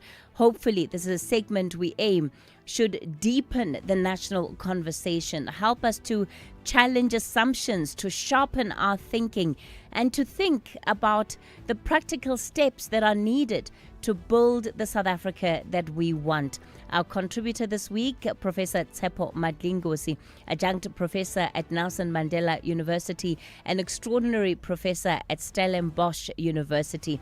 So, Prof, you started us with this question or the issue of the national question yesterday. And today you're saying we need to unpack two crucial components of national building, which center around reparations and reconciliation. Good morning. Good morning, Cathy, and good morning to your listeners. Yes, indeed, yesterday we introduced the topic of the imperative of resolving the national question. We did so in an abstract and overview manner, but the main argument there was that we need to face the reality that South Africa has not yet forged a united, non-racist, non-sexist nation. And I argue that the stalling of the nation-building project is behind some of the most intractable problems we are facing.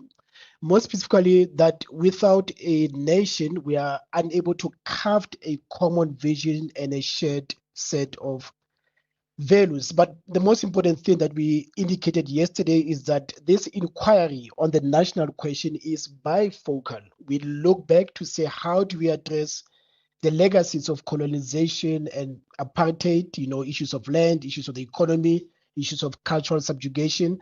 But we also look forward in a sense that we are asking what type of nation and therefore what type of leaders do we need?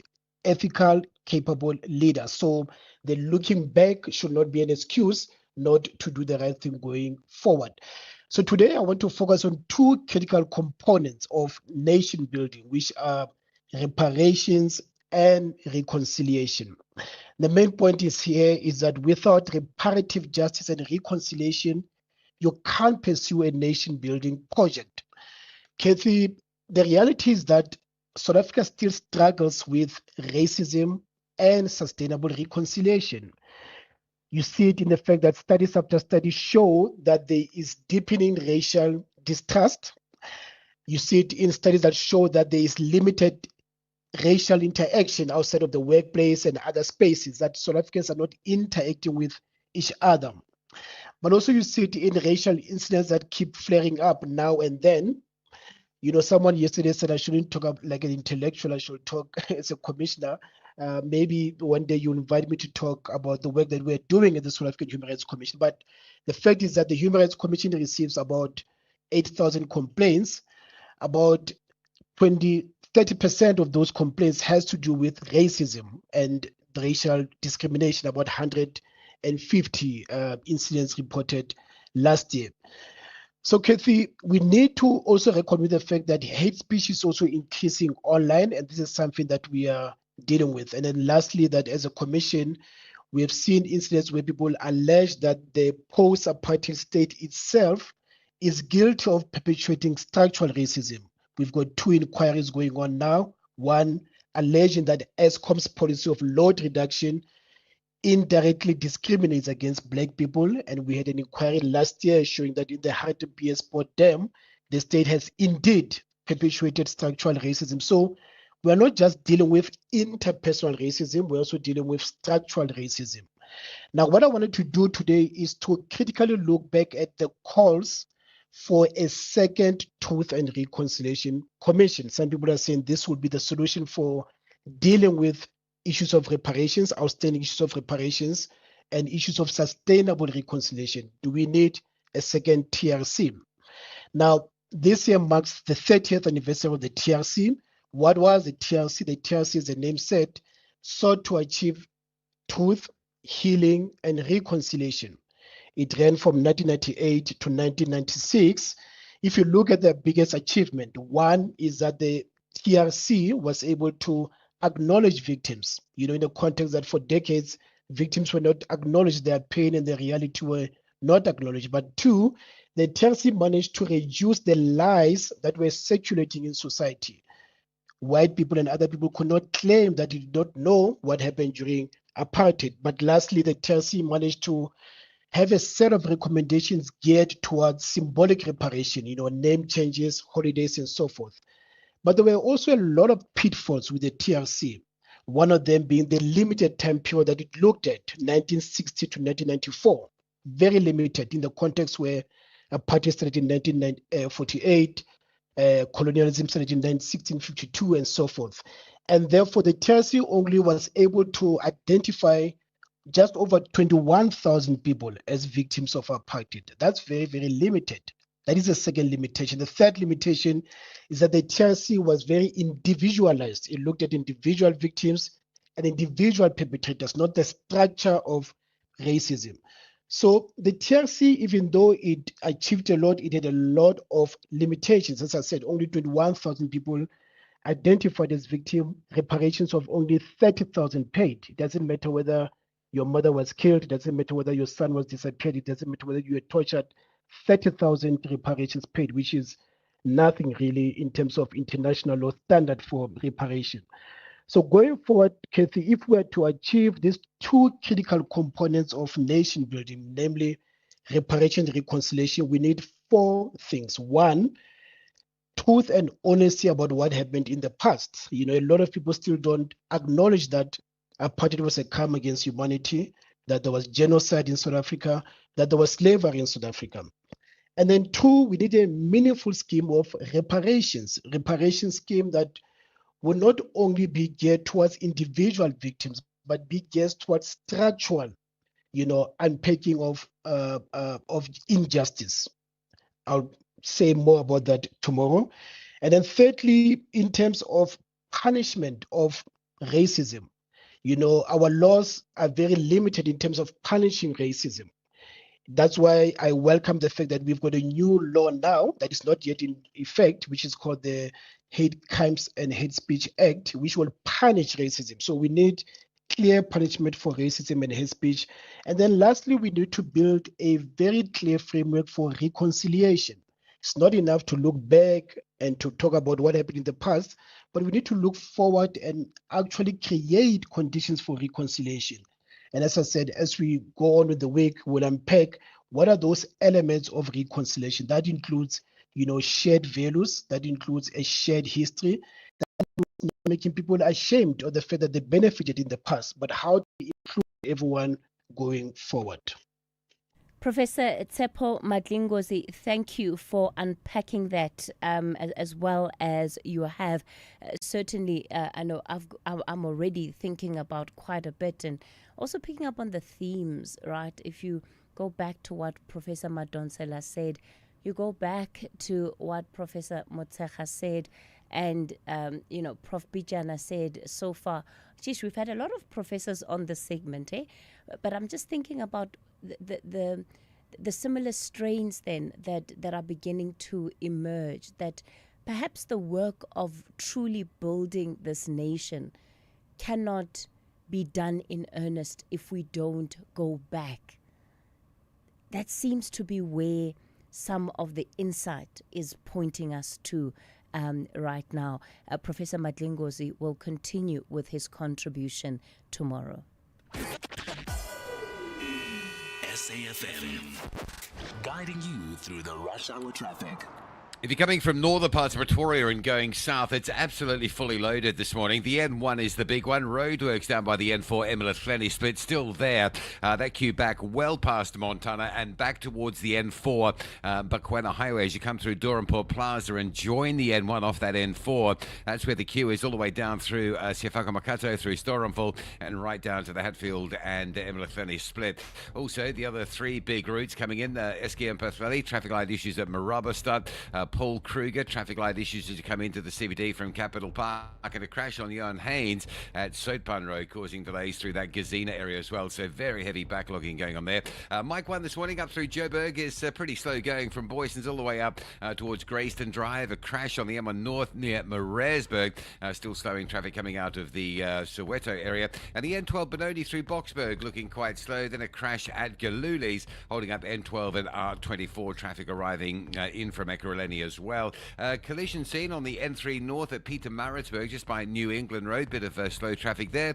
Collision on the M13 at Hillcrest, going into Hillcrest from Kloof. So as you approach Old Main Road, coming up from Maytime, that's a bit busy. The N19, if you're leaving Reservoir Hills or on Mgina Road, when it did Claremont, New Germany side, that M19 queuing heavily down towards Dunkeld Road area, and a lot of pressure around Phoenix and Palmview this morning, particularly the R102 coming in from Verulam, and the Phoenix Highway heading out towards the R102 Trade Centre Junction, all very slow as well. Cape Town, lots of traffic lights down this morning. The West Coast Road at Sandown, that's a big one. Marine Drive at Broad, that's a big one. If you're coming out of Tableview wondering what the deal is there on Marine Drive, it's those faulty traffic lights. And lights are also offline on Hill Basson at Rothschild Boulevard, causing some quite heavy disruption in that Velkeleken area as well. And another crash at Hospital Bend means the M2 inbound stays heavy from just after the airport, with queues behind that on the M5 coming through from Kenilworth and Ottery. Rob Byrne, SAFM Traffic. Outsurance can't improve your couch coaching skills, but they could improve the car insurance premium you currently pay. SMS out to 30754. Get a quote today, and if Outsurance can't save you money on your car insurance premium, ask for 500 Rand cash. Make that 1,500 Rand if you've been claim-free and with the same insurer for 3 years. Get a quote and get savings or cash. Either way, you win. SMS out to 30754. When it comes to car insurance, you couldn't be in better hands. Outsurance was voted News 24 Short-Term Insurer of the Year for 4 years in a row. Beal to Reader's Choice Best Insurer 4 years in a row. And City Press Reader's Choice Best Insurer Award 3 years in a row. Clearly, they all feel they're getting something out. SMS right now to see if you can switch and save. SMS out to 30754. That's out to 30754. Outsurance. Licensed insurer in FSP. T's and C's online. Let's have the conversation. WhatsApp voice notes on 0614 104 107. In the nature. Hey, good morning, Cathy. This is Clint. Hi. We are scared now. The prof mustn't say, mustn't worry. Because even during the COVID-19, the very same medical team told us, now we must not worry. But guess what happened after that? So they need to come up with a solution. Thank you. Cathy, good morning. Cathy, South Africa by far have the worst public service officials who works in government. I don't know what have we done to deserve the people that works for government, but they are the worst. They are the rotten. The attitude stinks. I don't even know sometimes what have we done to deserve this so-called freedom of government, really. But our public service officials, they are pathetic. They are like butter water. Yo. Morning, Cathy. We are on our own in this country. You know, this syndicate, it happened, I think it was 5 years back in Venda. It was a culture, and there is no a station commander or a station commissioner who said, like, I've cleared this kind of a corruption. We are on our own. Marians, tomorrow you'll hear the police saying, like, no, we need to work with the community to battle this kind of a crime. Here is a business crime. They can't come out. We are on our own. Cathy, the police are working with these guys, especially here in Khayelitsha. Businesses are closing down. We are struggling. You know, businesses are closing down. Unemployment is high, but nothing has been done about protection fee. It's worse in Khayelitsha. The police are also involved. Hi, Cathy. As far as NSFAS is concerned, I think what's needed here is an expert that needs to be appointed as the director of this organization. I think, you know, the government is appointing people who are not really up to the task. You need somebody who can run a big organization, who understands money and who understands disbursement of money. Surely somebody is out there that can take up this position. Thanks, Mike and Kabaka. Call SAFM now on 086 000 2032. Indeed, Mike, you're right. We need somebody who can run that institution. And every time, there's a new administrator, that often also means that there are challenges that people face. Why? Because there's a transition, there's a handover period, there are things that slip through the cracks. And often it is the beneficiaries, the recipients of NSFAS that have to live with those consequences. Ali, you're calling us from Zanin. Good morning. Good morning, my sister Cathy. How are you? Yes, sir. Go for it. I want to respond to what I heard from Fikile Mbalula saying they are going to make sure they are not going to partner or to be involved in GNU again because it has cost. GNU it is costing them whatever. So I want to say to Fikile Mbalula that it is high time for them to realize that their time is up. No one is going to vote for their ANC. No one is going to vote for the corrupt people. People are in a mess today here in South Africa because of them. So this is what I want to respond to what I heard him but say. Ali, do you believe him? Again? Do you believe him? Do you believe that there will be no GNU post the current administration? No, there will be GNU. GNU is going nowhere. And then as for them, as for the ANC corrupt people, they must forget ruling this country alone. Okay. They are no longer going to rule this country alone. And last but not least, Cathy, I was in Zaneni this past weekend. I'm always saying let the death penalty come back because in the early morning of Saturday, a grade 11 student her head was chopped off by another man. The early morning of Saturday, you see. There in Zanen, where I'm coming from, in Parare village, where I was now I'm in Joburg, and then I came back on Saturday, and then early morning on Saturday, a grade 11 student is a girl. Her head was chopped off. Yeah, Ali, we should have some warnings before this graphic detail is described. That is devastating. Yeah, we'll certainly pass that on to our news desk as well, so that they're able to look into that particular story. And Musa, good morning. Outsurance Essential is made for older cars. Claims are paid in cash within 5 working days, and you choose your own panel beater. SMS CAR to 43185. That's CAR to 43185.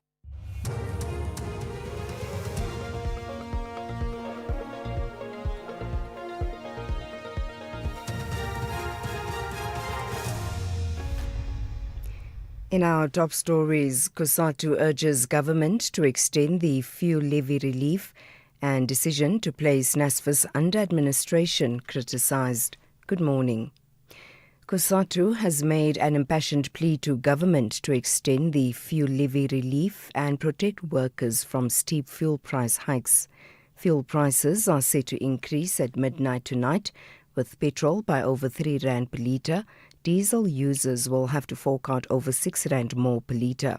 The price of illuminating paraffin is set to rise by R4.22 a litre and gas by R5.07. COSATU's national spokesperson, Zanele Sabela, says workers are already financially constrained. COSATU appeals to government to maintain the fuel levy relief as it is the most cost-effective and impactful solution to protect workers' society and the economy against this global crisis. Workers are already drowning given they are already spending about 40% of their earnings on PEP and transport. COSATU has also been pained that no relief has been provided thus far for households that use paraffin. We believe more needs to be done as we fear that workers, society and the economy will not be able to cope. Higher Education Minister Buti Manamela's decision to place NSFAS under administration has drawn strong criticism from some student bodies, opposition parties, labour unions and civil society organisations. Manamela has defended the decision, saying it's vital in ensuring the financial scheme's long-term sustainability. But Labour Union Nahaus says previous administrators caused decay through maladministration and financial irregularities. The union's national spokesperson, Lwazi Nkolonzi. We make reference to Auditor General's reports culminating from 2018-2019 financial year. When you look at those auditor reports from 2018-2019, that's when NSFAS was under administration. Up until the current moment, and currently, there is actually investigation by the SIU pertaining those billions that were wasted and found to have been an irregular expenditure by the institution under administrators. Western Cape Police Oversight and Community Safety Minister Andrew Murray has welcomed the seizure of around 60 illegal firearms across the province. She says they include a hand grenade and large quantities of ammunition. We cannot allow individuals accused of multiple violent crimes to return to communities where they are able to continue orchestrating and committing deadly attacks. Disaster Management in the Garden Route District Municipality in the Western Cape says they will meet with education officials to discuss the possibility of closing schools tomorrow. The South African Weather Service has issued a warning for heavy rains and gale force winds from today in the central and Little Karoo and parts of the Garden Route. Disaster Management head Gerard Otto says the forecast weather conditions necessitates the closure of schools. We expect 30 to 40, 50 millimeters of rain even in places. On Wednesday, the bulk of the rain that can exceed 100 to 200 millimeters even. We're also expecting winds gusts of 79 to 80 kilometers an hour. And in addition to that, wave heights of between 5 and 8 meters. We have, in addition, requested a meeting with the Department of Education as we do consider to maybe even close schools in the Garden Route for Wednesday. And finally, more than 20 people have been killed in an explosion at a fireworks factory in Hunan province in central China. More than 60 others in the incident, which happened yesterday. The BBC's Laura Bicker reports. Rescue teams had to evacuate everyone within a 3-kilometre radius of the plant after the blast at Changsha Luyang Huasheng fireworks plant on Monday afternoon. The emergency services said that 2 black powder warehouses within the factory area posed a high risk. More than 480 personnel from 5 different rescue teams used 3 robots to help find those trapped within the building. An investigation is still underway. President Xi Jinping has urged all-out efforts to search for people who are still unaccounted for and save the injured. Recapping the top story, COSATU has made an impassioned plea to government to extend the fuel levy relief and protect workers from steep fuel price hikes. For SAFM News, I am Anne Musa. Theft, accident, and 1 million rand third-party cover for your older car. Outsurance Essential has it all. Get a quote. SMS CAR to 43185. That's CAR to 43185. Packing lunch for work saves money, but could you really save? But by switching to Outsurance Essential Car Insurance made for older cars. 40-year-old Nomtandazo pays only 516 Rand a month for her 2013 Hyundai i20 and gets covered for full retail value if her car is stolen or hijacked. Get Outsurance Essential Car Insurance today for unfinanced cars older than 5 years and valued at less than 130,000 Rand. SMS CAR to 43185. That's CAR to 43185. Outsurance, licensed insurer and FSP, T's, C's and information online. It's a very good morning to you in your SFM Sports Headlines. Soccer, Stellenbosch FC are rocked ahead of the Pirates showdown as the title pressure builds in the Cape. And we also bring you tennis news with the top players criticizing the French Open prize money. We'll have the details at around 8:30. SAFM, guiding you through the rush hour traffic. Pretoria, a very busy traffic city this morning. The N1 South, the roadworks down by the N4, Mohlahlana and Hatfield split still in place. A hangover from last night. Major delays if you're coming through that N1 South, joining from Montana or running south from the N4 Bakwena Highway. There's also a crash by Sefaka-Makato as well, which is not helping. Also, Stibiko to Johan Haynes from Gazina inbound, a crash at Soutpan causing delays, and traffic lights out on SKM Pathlali and Paul Kruger causing delays on that run through towards Pretoria as well. Both of those under pressure. The Mike 1 North from Boysons all the way to Santon this morning. N12 into Galulis is heavy with a crash in the N3 North. That crash at Van Buren taking forever to clear up. Durban, plenty of pressure on the M4 between Umhlanga and Blue Lagoon. Jam-packed both ways to Virginia Airport this morning. Crash on the N2 North before Komashu Highway. That's a queue all the way back through to Queen Nandi Drive territory. M19 approaching Dunkeld on your way to Pinetown is heavy. And a crash on the M13 at Old Main Road, slowing traffic arriving into the Hillcrest area from Kloof. Cape Town, another crash at Hospital Bend this morning. N2 stays heavy coming through from the airport. Behind that, the M5 queuing up from the Kenilworth area. And lights are out on Marine Drive and Broad this morning. Extra delays out of Tableview through that Milnerton area. With your traffic update, I'm Rob Byrne. The National Briefing on SAFM. Clarity, context, and conversation.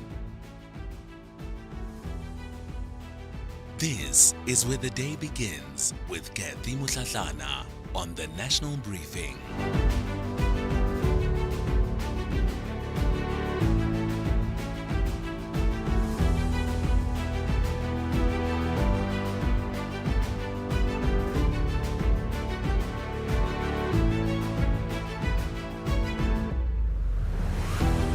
It's 10 after 8 o'clock. Welcome to the third hour of the National Briefing. Coming up in this hour, we'll zoom in to Mpumalanga. In the Govan Mbeki municipality, residents say crime is rising, services are falling, and the government is nowhere to be found. Local leaders are pointing fingers while the community there is demanding national intervention. We'll get into that in Municipal Watch shortly. And then later in the hour, on Built in Mzansi, we meet a South African entrepreneur who's using AI and industrial technology to serve real-world problems in mining and health. And of course, we'd love to hear from you. The number to dial to reach our studio line, 086 000 2032. That's 086 000 2032. You can, of course, add to any of the issues we've covered or table a new issue on the national agenda. And the WhatsApp number, 0614 104 107. That's where you can send your WhatsApp voice notes and text messages. 0614 104 107.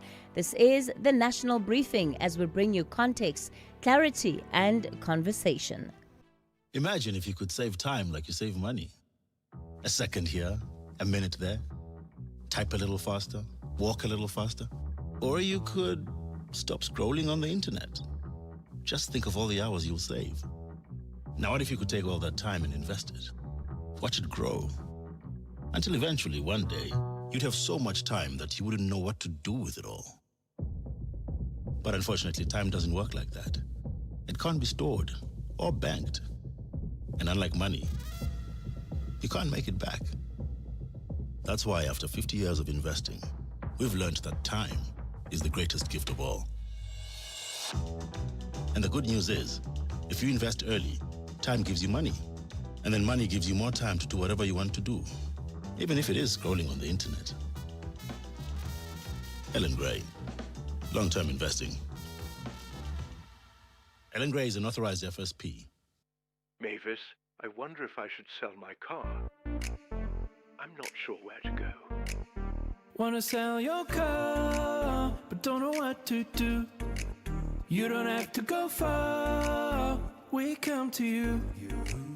If you're rolling on a 1.5 or a Lacquer 2.2, doesn't matter what you drive, we buy cars once you. We Buy Cars, the easiest way to sell your car by far. No one gets fit overnight. It takes discipline, and your money is no different. A Nedbank 32-day notice account helps you build financial strength with up to 7.3% interest and zero maintenance fees. The higher the deposit, the higher the return. Invest in under 2 minutes on the Money app and get money fit with Nedbank. For more information, go to nedbank.co.za. See money differently. Nedbank, we're a licensed FSP and registered credit provider. T's and C's apply. Municipal Watch, bringing your local issues on the national agenda. SAFM, leading the conversations that move us. It's 14 after 8 o'clock. You're listening to the National Roundtable. Anton has just sent a message who says, SAFM, why should listeners refrain from giving graphic details about violent crimes and murders? Shock may bring civilization back to South Africa, and let those devils pay for crimes. Look, Anton, we're aware of the fact that the show at this time is listened to by families. You know, people are in their cars taking their children to school. And that's why I said, I didn't say he mustn't speak about it. It's not a ban. I'm saying that it must come with a warning so that at least we give the opportunity to those who are sensitive and who are traveling with minors or whatever their reasons may be. We give them the opportunity of actually not having to hear that graphic detail. I think there's a difference between what I said and what you are interpreting. All right, let's get then into Municipal Watch for this week. The Govan Mbeki local municipality, which covers areas including Secunda, Bethel, Imbalenhle, Evander, Kinross, Leandra, and others, are at the heart of South Africa's petrochemical belt in Mpumalanga. But residents there are saying they are being failed by the local municipality. The 2024 and 25 oversight reports, those reports in the area, they point to a sharp rise in residential burglaries and contact crimes, particularly in Mbalenhle and in Bethel. Street lights are out and they're overgrown.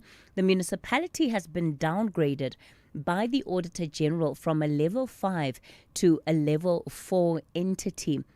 A forensic investigation by Paper Forensics, which was tabled at a council meeting in December, has identified more than 16,000 unauthorized account adjustments. And those are just amongst the things that the municipality needs to account for. The Mpumalanga Legislature's Portfolio Committee on Community Safety held an overnight visit to engage residents, particularly on the crime situation. Let me welcome onto the show Councillor Aranda Nel Buitendag, who is a peer councillor for the Freedom Front Plus within the municipality. Councillor Aranda, good morning to you. Thank you for your time this morning.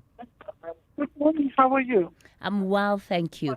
Also part of this conversation, Tracy Simela, who is the MMC for Community Services at the Govan Mbeki Municipality. Tracy, good morning. Good morning. How are you?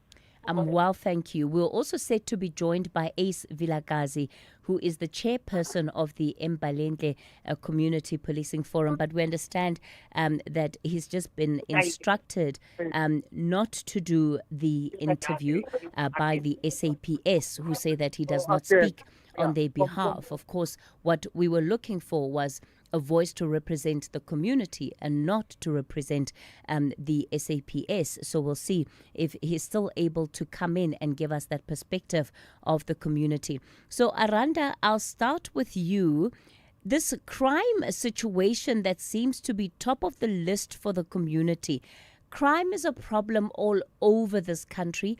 What are you experiencing in Govan Mbeki that for you is saying things are getting worse? Hi, good morning to all the listeners.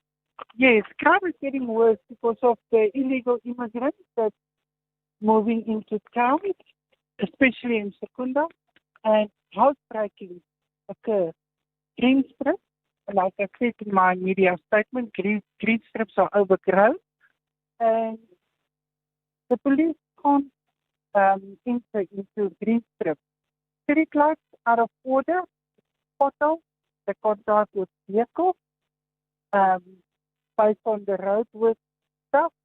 So yes, crime is just picking up, and it's going worse because on certain lot of trips where we know that crime is picking up, we hear here's a housebreaking, there's somebody shooting to protect their property, and it's not enough for all the police as well to intervene. So yeah, and the crime is picking up, and here in Government Day, he was supposed to make that the residents are paying for service delivery, which they do not get. Money is getting spent somewhere else, and that's the best part. Aranda, I'm going to ask you to try and see if you can speak into your phone more closely, because I am struggling to hear a part of what you're saying in places. What is the pattern of the violence that you are seeing? You specifically say that there's an increase in crime due to illegal immigrants that have moved into Secunda, into the town. Where have they moved in? What sort of patterns are you seeing there? You see, can you hear me now? Yes, ma'am. Okay. You see, they're moving into Holfontein, where it's Trichos site, based outside Trichos. Then from there onwards, I'm in a shopping center at this moment. Then they goes at night from Trichos site towards Secunda, extension 22, 23, where they started, and from there onwards, they spread out to the whole Secunda. Housebreaking, theft of motorbikes, everything which they can get their hands on gets stolen. And based on there's no street lights working, so they move around because you cannot see them at night, and that's a big concern. We reported all these street lights, potholes, everything to the municipality. However, when you ask them what is the hold-up, there's no money to fix it. Are you talking about groups of people, Aranda, or is it just individuals who are committing crime? It's a group of people, but they spread out. So they spread out into the community, and then from Evander's side, they're also attacking the houses on, we call it the P185, the most darker areas where they pick up and break into houses and windows. So yeah, that's a big concern. Tracy, let's begin with what you've been able to identify about this pattern of violence in the municipality. Thank you very much. Let me start by greeting the listeners and greeting yourself again. You forgive me if it happens that my network cuts because we don't have electricity in the part of where I'm staying in currently. In governing Beki, we've been experiencing a high rise when it comes to the issues of crime. We've got issues of drugs, whereby there are certain areas where we know that the sales of drugs are happening.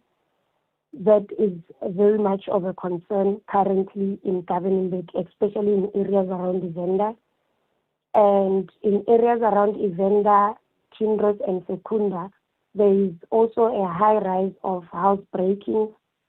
And in areas around Embalente, we are experiencing a very high rise of gender-based violence and killings of women that happen mostly weekly, and those are the kind of crimes we are currently experiencing around governing Beki. Not to say those are the only crimes that are taking place. However, to me, there are crimes that are happening and of very high concern currently. So when I look at the reasons that Aranda has put on the table for why these crimes are happening, is it that indeed illegal immigrants are targeting residents in some of these suburbs, and that the lack of or the failure to actually upgrade the infrastructure, to maintain the infrastructure, is only making things worse?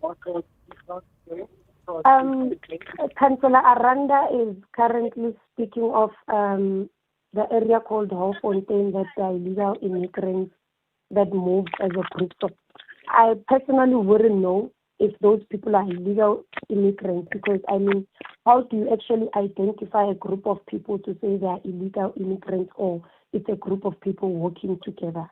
So I wouldn't know if the people that are doing housebreaking are indeed illegal immigrants, or it's people that we stay with in our neighborhoods. That I wouldn't confirm. Yes, but what I'm asking you, Tracy, is that as the MMC for Community Services, you would clearly have had an opportunity to study the patterns. So these groups that are walking through the various suburbs, and then you're seeing an increase in violence in these suburbs. What are the investigations that you are running that are actually helping you to understand the problem? I think I should start by actually clarifying my duties as MMC Community Safety. As MMC Community Safety, we've got a section called Bylaw Enforcers. And I think I need to clarify what are bylaws. Bylaws are laws that are passed by council. And these are laws that are legally binding and enforced within the municipality. This is where I then come in as MMC Community Safety. Issues of crime, a group of people working in suburbs and performing criminal activities, those are issues of SAPS, whereby SAPS should then investigate those criminal activities. I do not investigate if I can see a group of people walking around and they look suspicious. The first people I would then call as MMC Community Safety, it's SAPS, because I do not have authorities or other powers to open cases and investigate those people. So you don't see yourself as playing any broader role in as far as the safety of the community is concerned? You're not liaising with the community policing forums. You're not liaising with SAPS around those that are breaking bylaws in your municipality. You basically just look at the rule book and say, has Rule 115 been broken? And if not, then you just keep it moving. Is that what you're saying? That's not what I'm saying. I was responding to what you asked me. You did not ask me my role when it comes to crime. That you did not ask. You asked me what are the criminal activities that I am noticing in Government, which I did respond. You did not ask me what is the role that we are playing as community safety in Government. That you did not So ask. what role are you playing, Tracy? Thank you very much for asking me that now. We have established the Community Safety Forum, which then we are going to collaborate with the SAPS in order to actually do this inspections, have operations, because as bylaws enforcers, there are certain things where we go and actually can't perform without SAPS. Hence the establishment of the Community Safety Forum, whereby we are then going to go out with we've got a schedule of activities that we are going to run. We've got awareness schedule that we are also going to run in, around, and across Government Banking, where we are going to address criminal issues. Okay. Pardon me, I don't know who's disturbing me on the line. Where we are going to address issues of both crime and people that are actually going against our bylaws in the municipality. So the collaboration is going to address bylaws of the municipality and also criminal offenses, because at the end of the day, even when there are issues of bylaws. Issues of bylaws, the bylaws that we currently have in the municipality is illegal electricity connections, illegal dumping sites, street trading, and building regulations. And Tracy, to the extent that the community feels basic features such as lack of street lights in these suburbs and in these areas is making things worse. It's leaving residents vulnerable to crime. How are you going to ensure that that matter is also addressed? Yeah, the issue of street lights is of high concern around our area. Our street lights are off, and like Councillor Randa has said, we've been addressing the issue of street lights, and the department has promised that they will get the street lights fixed. So we are all standing on that, hoping that at some point street lights are. When did they say they're going to get them fixed?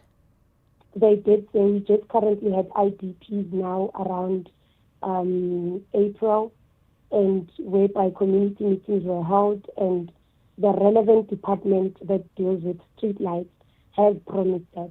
Yes, but what deadline have you as the community safety department given them? Because you're concerned, of course, that the streets are dark. So what is the deadline that you have been talking about with them? The issue of street lights, we haven't been speaking of street lights today. So me giving the relevant department of street lights deadlines would honestly just be a waste of time, because we've been addressing the issue of street lights and the lights have not been going on. Is that not a problem? Not the fact something that you've been addressing it hasn't been resolved. It is a problem. I'm not empowered to actually dictate when the street lights are going to be on. Like I said, I'm community safety. I deal with bylaw enforcement. Aranda, let me come in. Let me give you a chance to respond. Yes, ma'am. Ma'am, if the MMC done the oversight visit when provincial came to Imbalente and visited the Kunda police station, she would have known all these things. First of all, the MMC would have known. And our first community safety meeting, all these matters was discussed on that meeting. She would have known that there is a big problem. However, like she also said, like MMC Cathy Mohlahlana said, criminals, it's not only the illegal ones, it's the normal ones, our normal residents also that stays in Secunda, the people that's sleeping on the street, they're all stealing and breaking into houses. However, this could occur, and even if the municipality do electricity cut where the drug houses is, the people switch them on, and like we noticed that SAPs don't do anything about it as well. So that's a big concern for us in Governor Beki residents.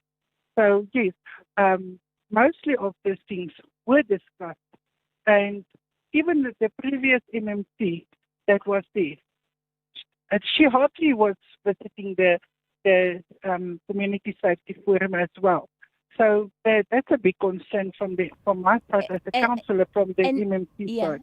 And Tracy, why are you not attending these sessions? First things first, let me address the issue of the community safety forum.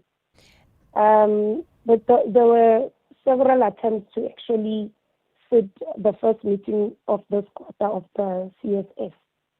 However, stakeholders were then putting apologies. They couldn't attend the meeting, and we had to postpone until the last one that we had. Unfortunately, the first one that we had for this quarter, I was not available. I had other commitments. And had I didn't want to sit, I was actually going to postpone it altogether. But because I realized that it's long overdue, I had to make it sit regardless of me not even being there. All right. Tracy, unfortunately, I'm completely out of time. I'm going to have to leave it there. Tracy Simela, MMC for Community Services at Govan Mbeki Municipality, and Councillor Aranda Bell Beitendach, PR Councillor for the Freedom Front Plus in the same municipality. And Musa, good morning. Good morning. Thanks, Cathy. In the headlines, a new witness will take the stand when the Madlanga Commission of Inquiry resumes its hearings in Pretoria this morning. COSATU has made an impassioned plea to government to extend the fuel levy relief and protect workers from steep fuel price hikes. Fuel prices are set to increase at midnight tonight, with petrol by over R3 per litre. Diesel users will have to fork out over R6 more per litre. And Labour Union Nahau has described as flabbergasting the Higher Education Minister, Puti Manamela's decision to place NSFAS under administration without consulting it. I'll have details on these and other stories at 9. SAfm, guiding you through the rush hour traffic. Good morning, Pretoria's N1 South. Still very heavy roadworks from last night. Still in place this morning. Limited lanes as you come down the M1 onto that N4, Emerald and Hatfield split territory. Backlog severe right back past Montana. Also crash M1 north at Rigel this morning, causing some delays arriving into Pretoria from Centurion. Joburg, Mike 1, Boyson through to Grayston, still jam-packed. N1, Soweto through Mareesburg, busy. N3 north, crash at Van Buren. Delays from Germiston. And the N12 and R24 routes coming into Gillides from the Ekurhuleni side stay busy as well.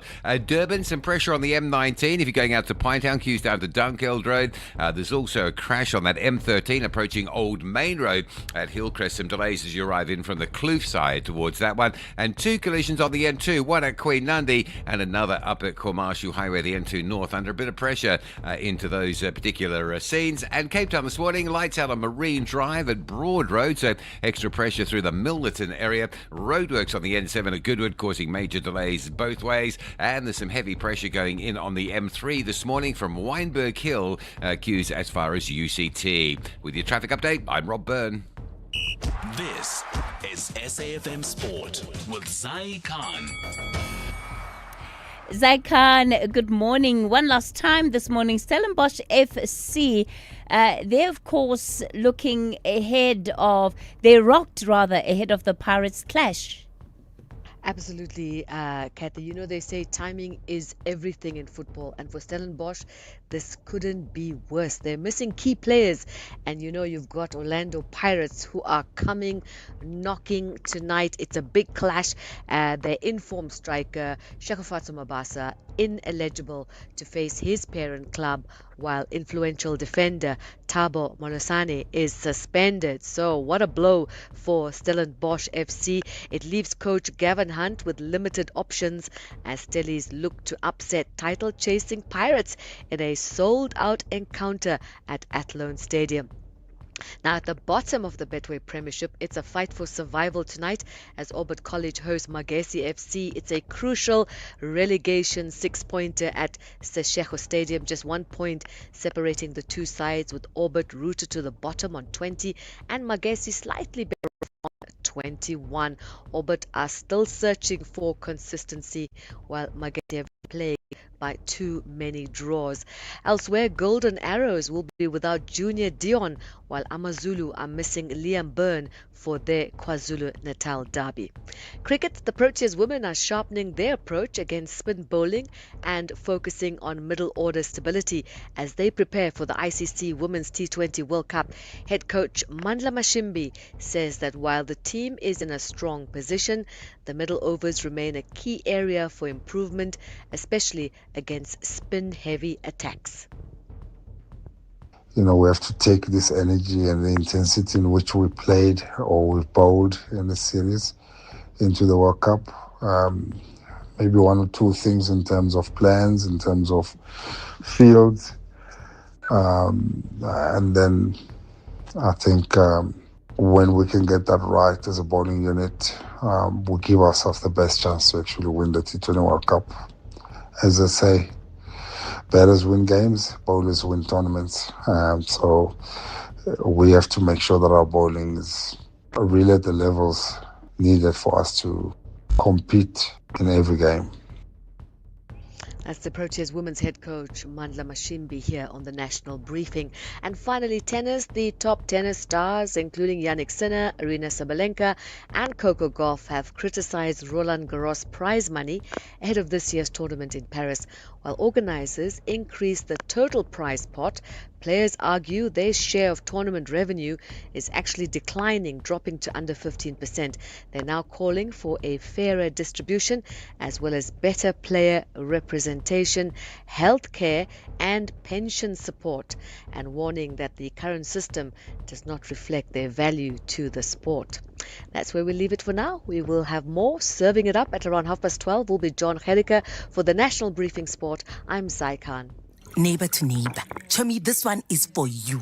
Itingutshele. The time is now. If you are still using a SASA Gold card, it's time to replace it with a Postbank Black card. Visit a selected Postbank replacement site near you. Bring your ID and get your Postbank Black card. For general questions, call Postbank Customer Care on 0800 53 54 55. To find active replacement sites, dial *120 *355 #. Postbank will never ask for your PIN. Terms and conditions apply. Did you know the moonwalk was first performed in slippers? Now, we can't prove this fuzzy fact, but we can promise that when you show support for Slipper Day, you help fulfill dreams for children with life-threatening illnesses. And that's a fact. Do it for the dreamers and wear your slippers on Friday, 29 May. Visit reachforadream.org.za to find out more. This is an SABC-supported initiative. Let's have the conversation. WhatsApp voice notes on 0614 104 107. Good morning, Katie. Anonymous from Secunda Embalenhle. It's just that I'm not fluent in English. But le councillor yomntu omnyama ikhuluma manga. Ikho yonke lento ayikhulumayo. Uright lo mlungu. Siyahlupheka la sihlala la Embalenhle thina. Unamanga lo. Thank you, Katie. Hi, Cathy and the listeners. This lady is so arrogant. She's not doing her work. She's so arrogant. I don't know what community safety is talking about. She's very much arrogant. They must take him out of that position. She's so arrogant on the radio. Like, really? Sis? Good morning, Cathy. And I'm just disappointed in you people of the media. Despite how this lady tried to explain that as an MMC, this is her jurisdiction. Now, if she goes beyond that, obviously, you people of the media will be attacking her. And I know you're never going to play this clip, but that's the fact. Now, it's just unfortunate that some of these laws, people of the media, are the ones that distorting the information. When people say they're illegal foreigners, they say, give us proof. Now, in the past, when people used to say, is the members of this community, you were saying no until it was proven. So what are we going to be doing in South Africa? Just keep quiet. Is that what you want? Thank you very much. Cathy, have a lovely morning. Busy for Pretoria. That's my thinking. Bye. Hi, Cathy. As far as NSFAS is concerned, I think what's needed here is an expert that needs to be appointed as the director of this organization. I think, the government is appointing people who are not really up to the task.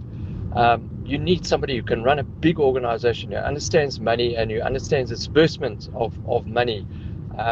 Surely somebody is out there that can take up this position. Thanks, Mike and Kabaka. All right, thanks for those WhatsApp voice notes you've been sending through. I'll, of course, take more on 0614 104 107 and for the studio line 086 000 2032. Yeah, look, to one of our listeners out in Pretoria, I don't think the expectation is that officials should be working beyond the bounds of their jurisdiction, as it were. But if you're a community safety MMC and the issue of streetlights is increasing the vulnerability of residents, is contributing to the high levels of crime, then surely it becomes on your list to follow up with the relevant department to find out what is being done, because their lack of action is affecting your KPIs directly. Is it not? Is that not how this thing is supposed to work? Is that not how the system is supposed to feed into each other? Kadira, you're calling from Skukune. Good morning.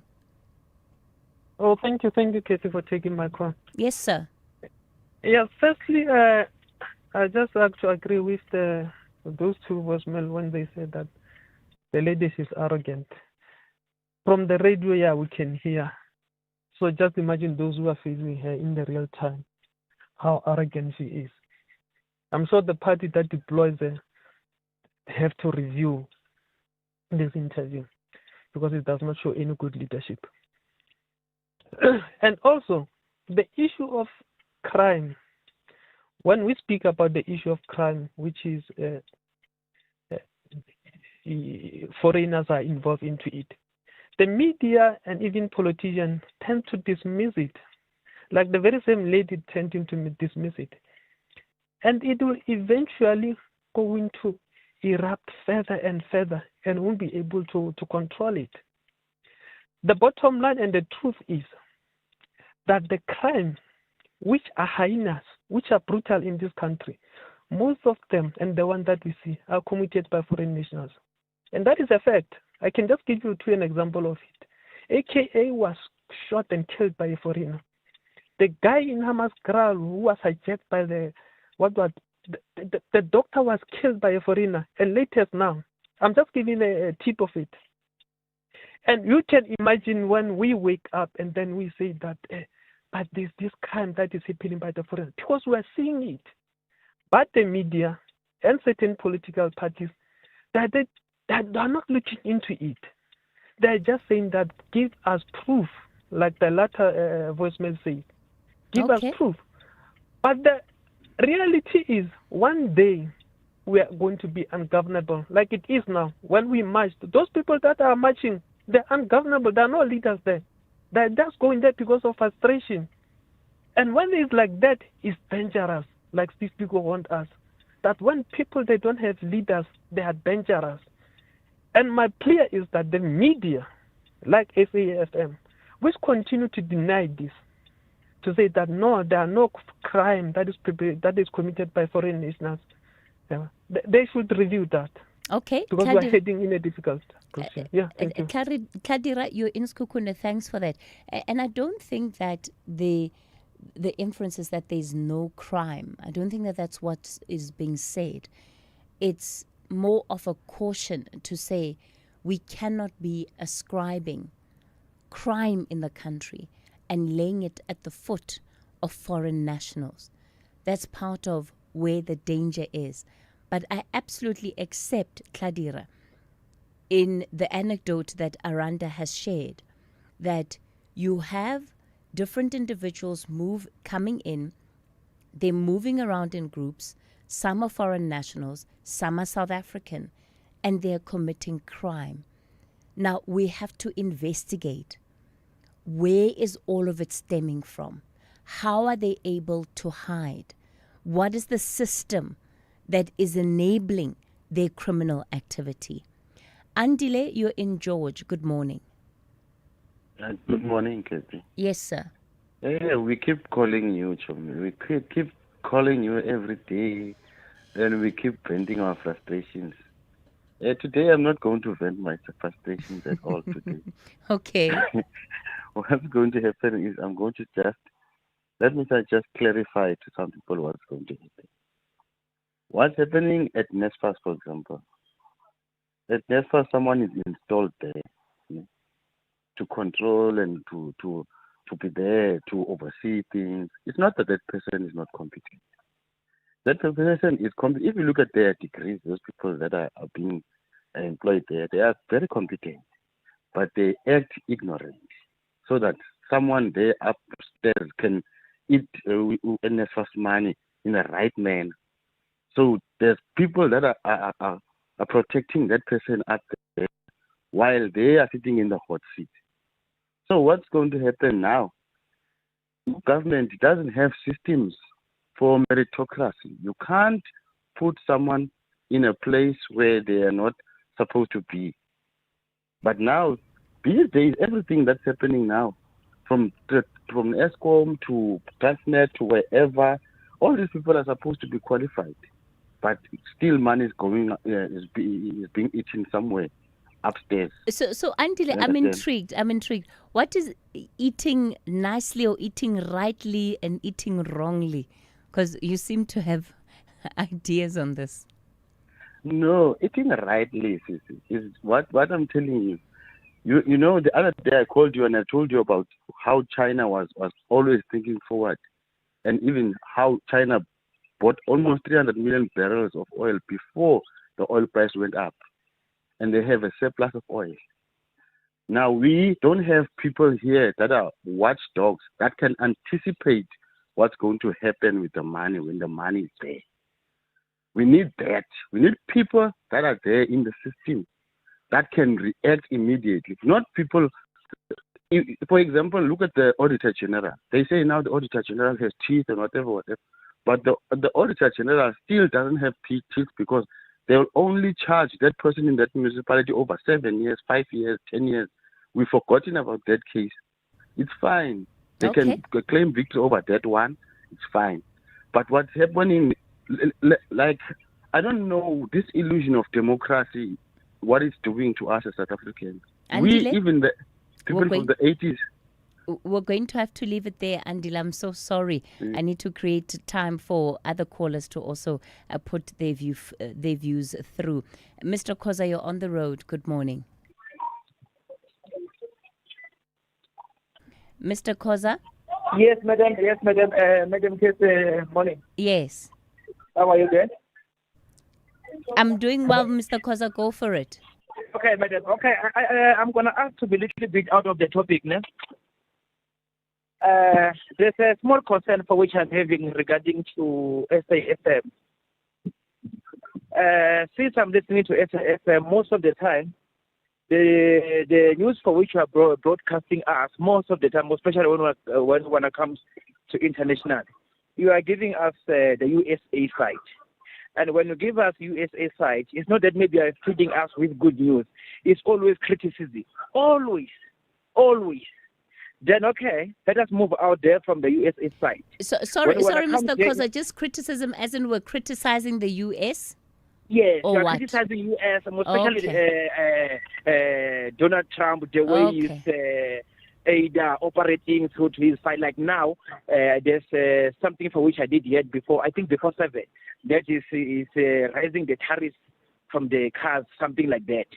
So most of the time when I listen to USA side, you are not giving us something good, either for which Donald Trump is doing from his people.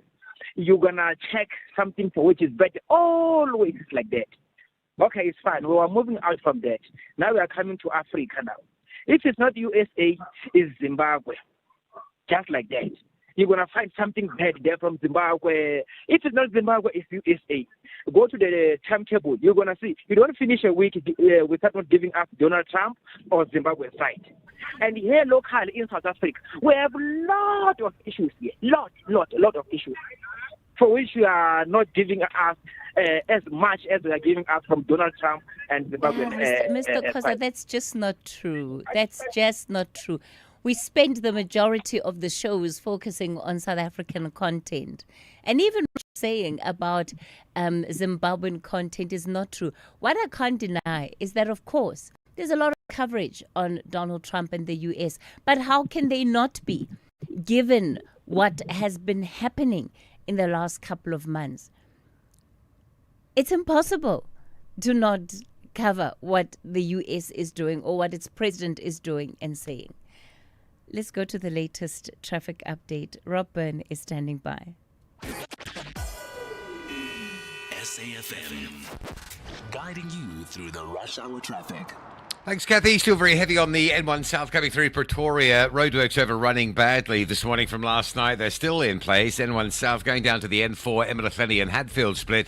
Traffic is bad. It's all the way back through to Montana exit. Also a crash on the N1 North before Rigel. So traffic under pressure arriving up from Buerta Avenue this morning. A couple of breakdowns on the N1 South just before you get to Allendale. So still quite a bit of pressure on the run down through from SAMRAD through that Midrand area this morning. And still that crash on the N3 North at Van Buren. It's been there all morning. I think it happened about 5:30 today. It's still there, still very slow coming up from the Ilans interchange passing Cement Factory on your way to Galuli's. And the Mike 1 and M2 routes, particularly heavy getting through Crown for a turn up through the double-decker, really to about Oxford Road before you get out of that Mike 1 North snarler. Still clearing a crash on Durban's M13. In fact, it has just been cleared. The M13 at Hillcrest. The other one that's just just popped up is the M13 Durban bound or Pinetown bound on Fields Hill. So coming through from Kloof onto the hill, that's quite busy.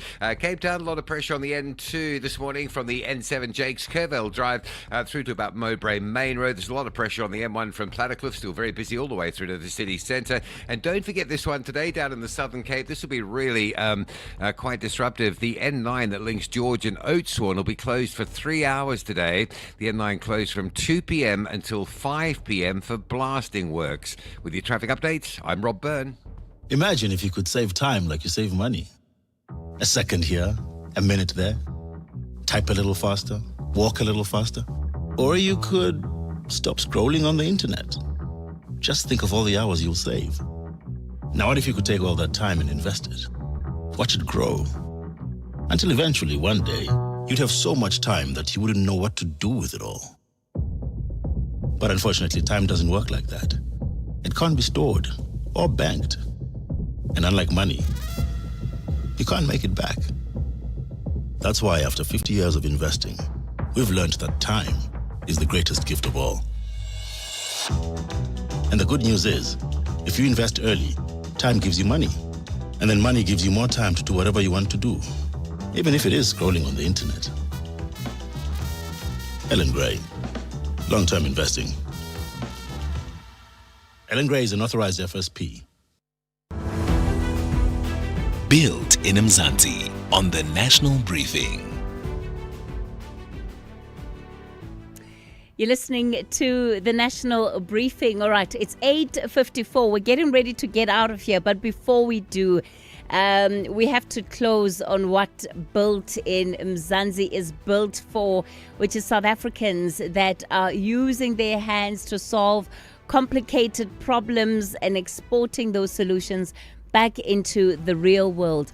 Stone 3 Technologies, founded right here in South Africa, builds AI-powered Internet of Things solutions for mineral processing, mining, and worker health and safety in an industry that has depended historically on people walking dangerous tunnels with handheld instruments. Stone 3's tools mean operators can monitor processes remotely and in real time. Derek Mohlman is the CEO of Stone 3 Technologies.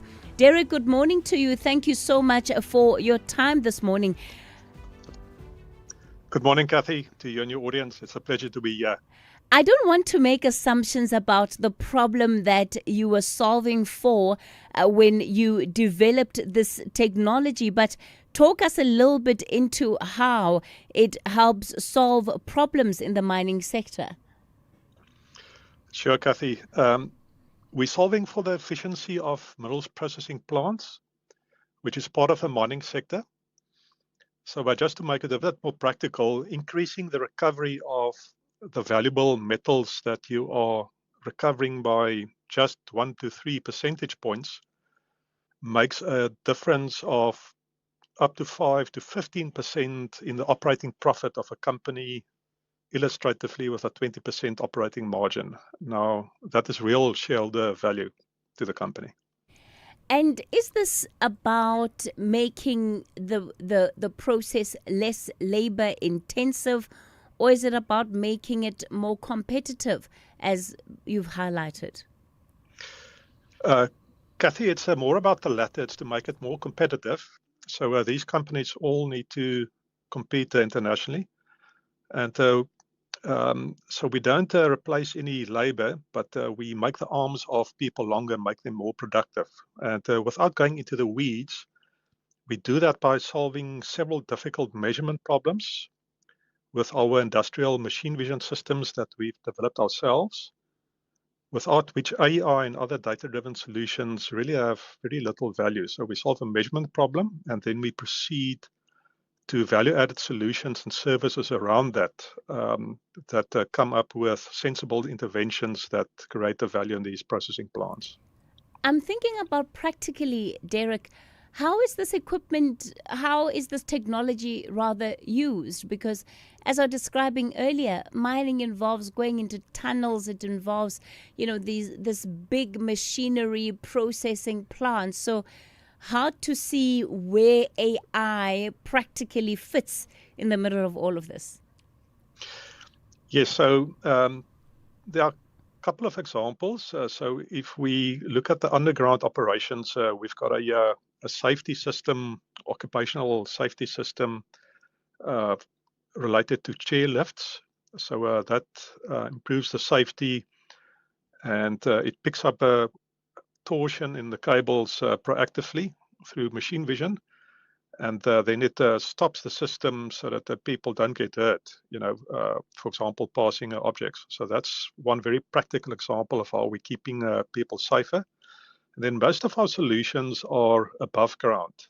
We improve grinding circuits and crushing circuits and also flotation circuits that recover those valuable minerals. And it's a combination of machine vision systems and then clever AI and advanced process control to come up with either automated or human-in-the-loop interventions to improve these processing plants.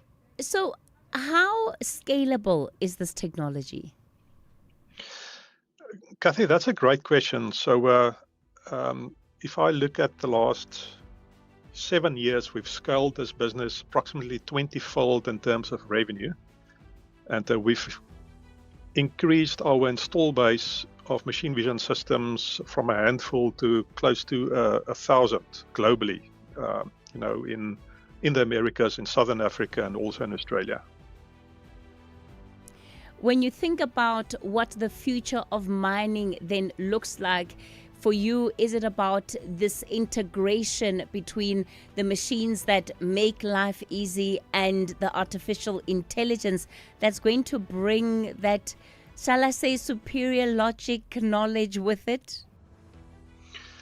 Yes, absolutely. So if I think about the future of the mining industry, one of the real challenges is quality water. So water is turning from a commodity into a scarcity as it relates to quality water. And we're making strategic investments to come up with a solution to help with proactively help with scaling in the water systems in the mining industry, but also in other process industries.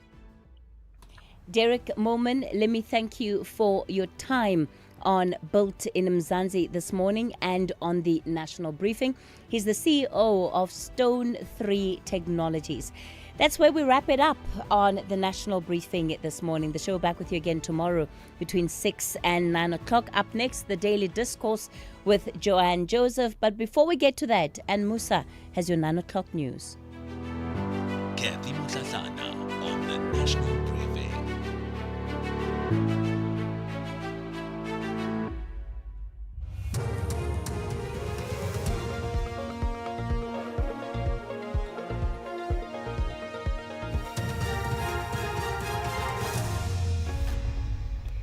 In our top stories, a new witness to take the stand at Matlanga Commission, and Kusatu urges government to extend the fuel levy relief. Good morning. A new witness will take the stand when the Matlanga Commission of Inquiry resumes its hearings in Pretoria this morning. The Commission's proceedings concluded early for the media and members of the public yesterday. The Commission's chairperson, Justice Mbuyiseli Matlanga, ruled that Witness G would testify fully in camera due to security concerns and it being impractical for partial public testimony. The intelligence officer who manages informants will testify remotely, with all proceedings, including audio, closed to the public and media. Sibahle Mota reports. Proceedings at the Matlanga Commission were marred by several challenges on Monday as Witness G took to the stand. Her testimony was affected by technical glitches as well as a reluctance to read her statement into the record, citing safety concerns. Justice Mbuyiseli Matlanga ruled that it had become impractical for the Commission to proceed without placing her full evidence on record, thus ruling that her evidence would be heard in a closed session. The Commission will resume with a new witness this morning at 9:30 a.m. Kusatu has made an impassioned plea to government to extend the fuel levy relief and protect workers from steep fuel price hikes. Fuel prices are set to increase at midnight tonight, with petrol by over 3 rand per litre. diesel users will have to fork out over 6 rand more per litre. The price of illuminating paraffin is set to rise by 4 rand 22 cents a litre and gas by 5 rand 7 cents. COSATU's national spokesperson Zanele Sabela says workers are already financially constrained.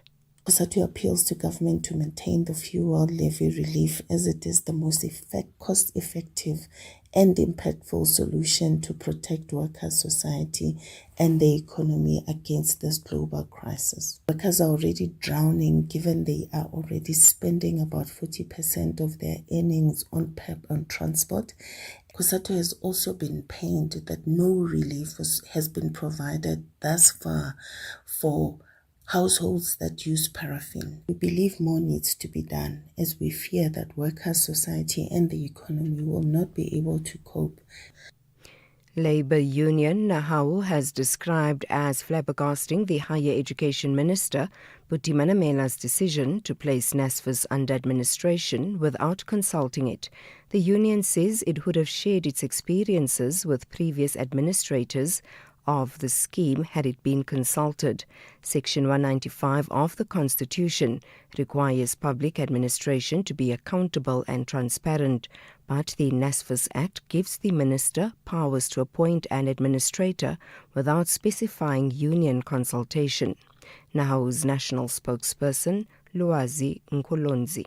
Indeed, the Act does not specifically say that a union consultation. But however, we are relying on prescripts of the Act that are coupled with what the Constitution says and the Labour Relations Act says.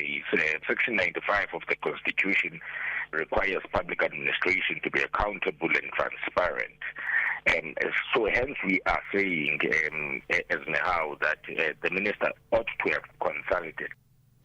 The South African Local Government Association, SALGA, has urged municipalities in provinces inclement weather conditions have been forecast to urgently implement emergency preparedness and response measure. The South African Weather Service issued a warning for widespread rainfall, flooding and strong winds in some parts of the country between today and Thursday. SALGA's spokesperson Mutalatale Mudiba says that the affected municipalities should place all relevant personnel on high alert. We equally plead with members of the public to heed warning messages and to avoid crossing flooded roads and swollen rivers, to also exercise caution when traveling, especially in poor visibility.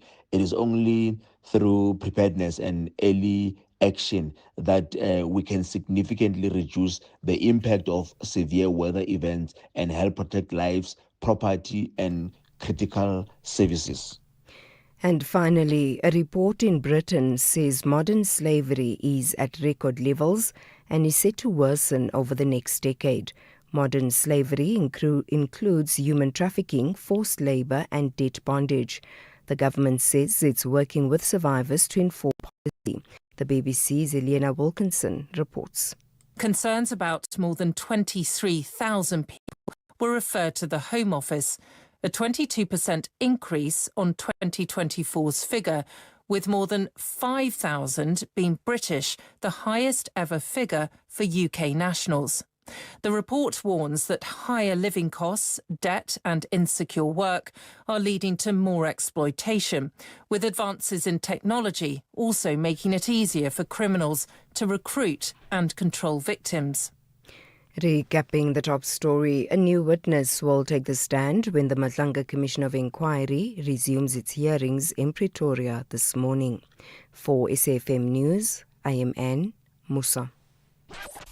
SAFM 104 to 107 nationwide. Leading the conversation.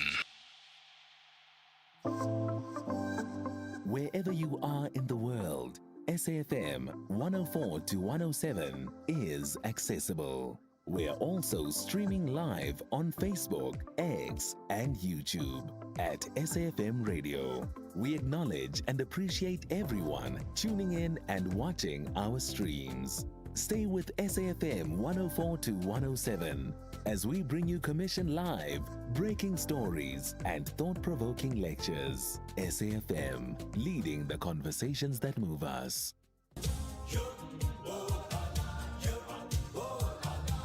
This May, SAfm invites you to be exposed and engaged in a different conversation. Not the Africa you think you know, but the Africa that surrounds you.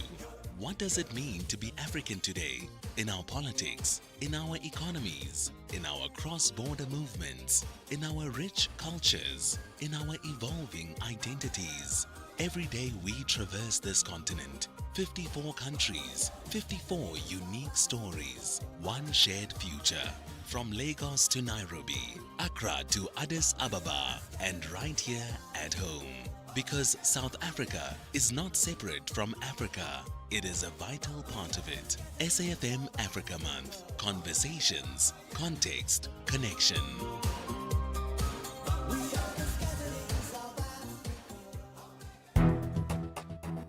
The Daily Discourse on SAfm with Joanne Joseph, unpacking the issues that matter. The Daily Discourse on SAfm, weekday mornings from 9 to 12. 9 minutes past